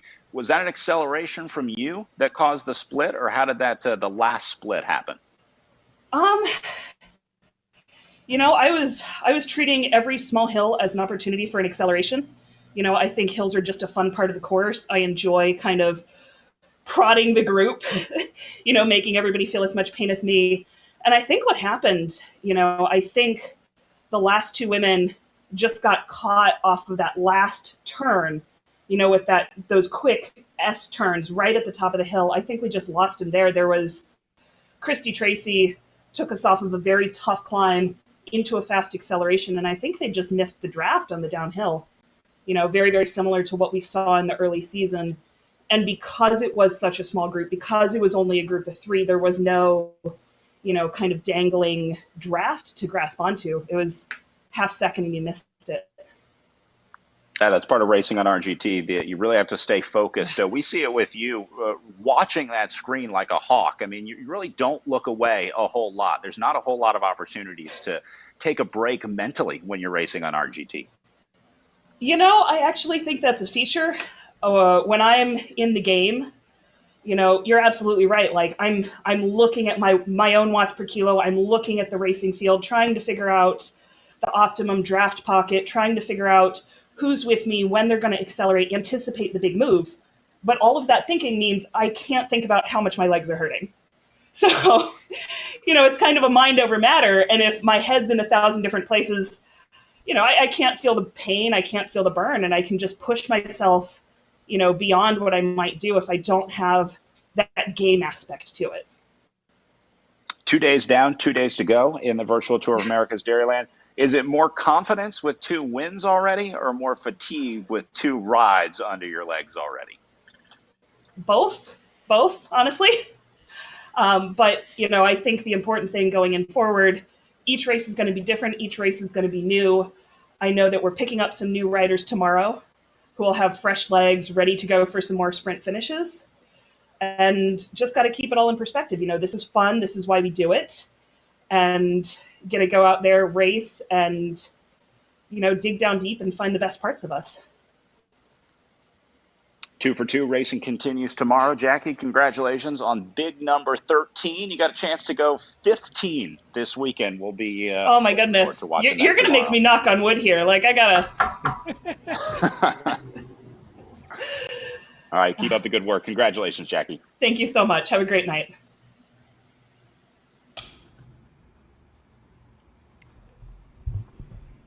Well, guys, you heard it. Jackie Godby not afraid to have a little bit of fun, but it sounds like that's not the last that we've heard of Godby this weekend, Frankie. We're going to be seeing a lot more of her up on the front.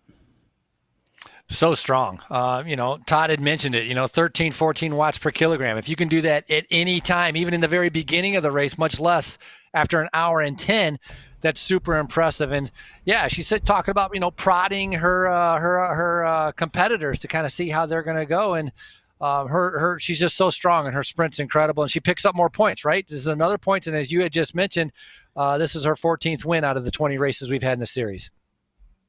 And look at what's happening right here. Second place, we talked about it, Eleanor Wiseman, 3.8 watts per kilogram average, less than third and fourth place. There's a real advantage to being a savvy racer on the RGT platform. Or you're just an enormous V8 engine like Jackie Godby, and it doesn't matter.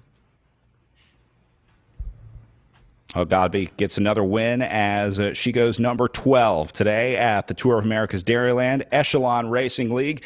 That is going to do it for us from the Giro de Grafton, the virtual Tour of America's Dairyland. For Frankie Andreu and Todd Bastide, my name is Brad Soner, saying thanks for watching. Racing continues tomorrow at 11 a.m. Eastern as we head to Shorewood for the Tour of America's Dairyland. Hope to see you there for more racing from the Echelon Racing League.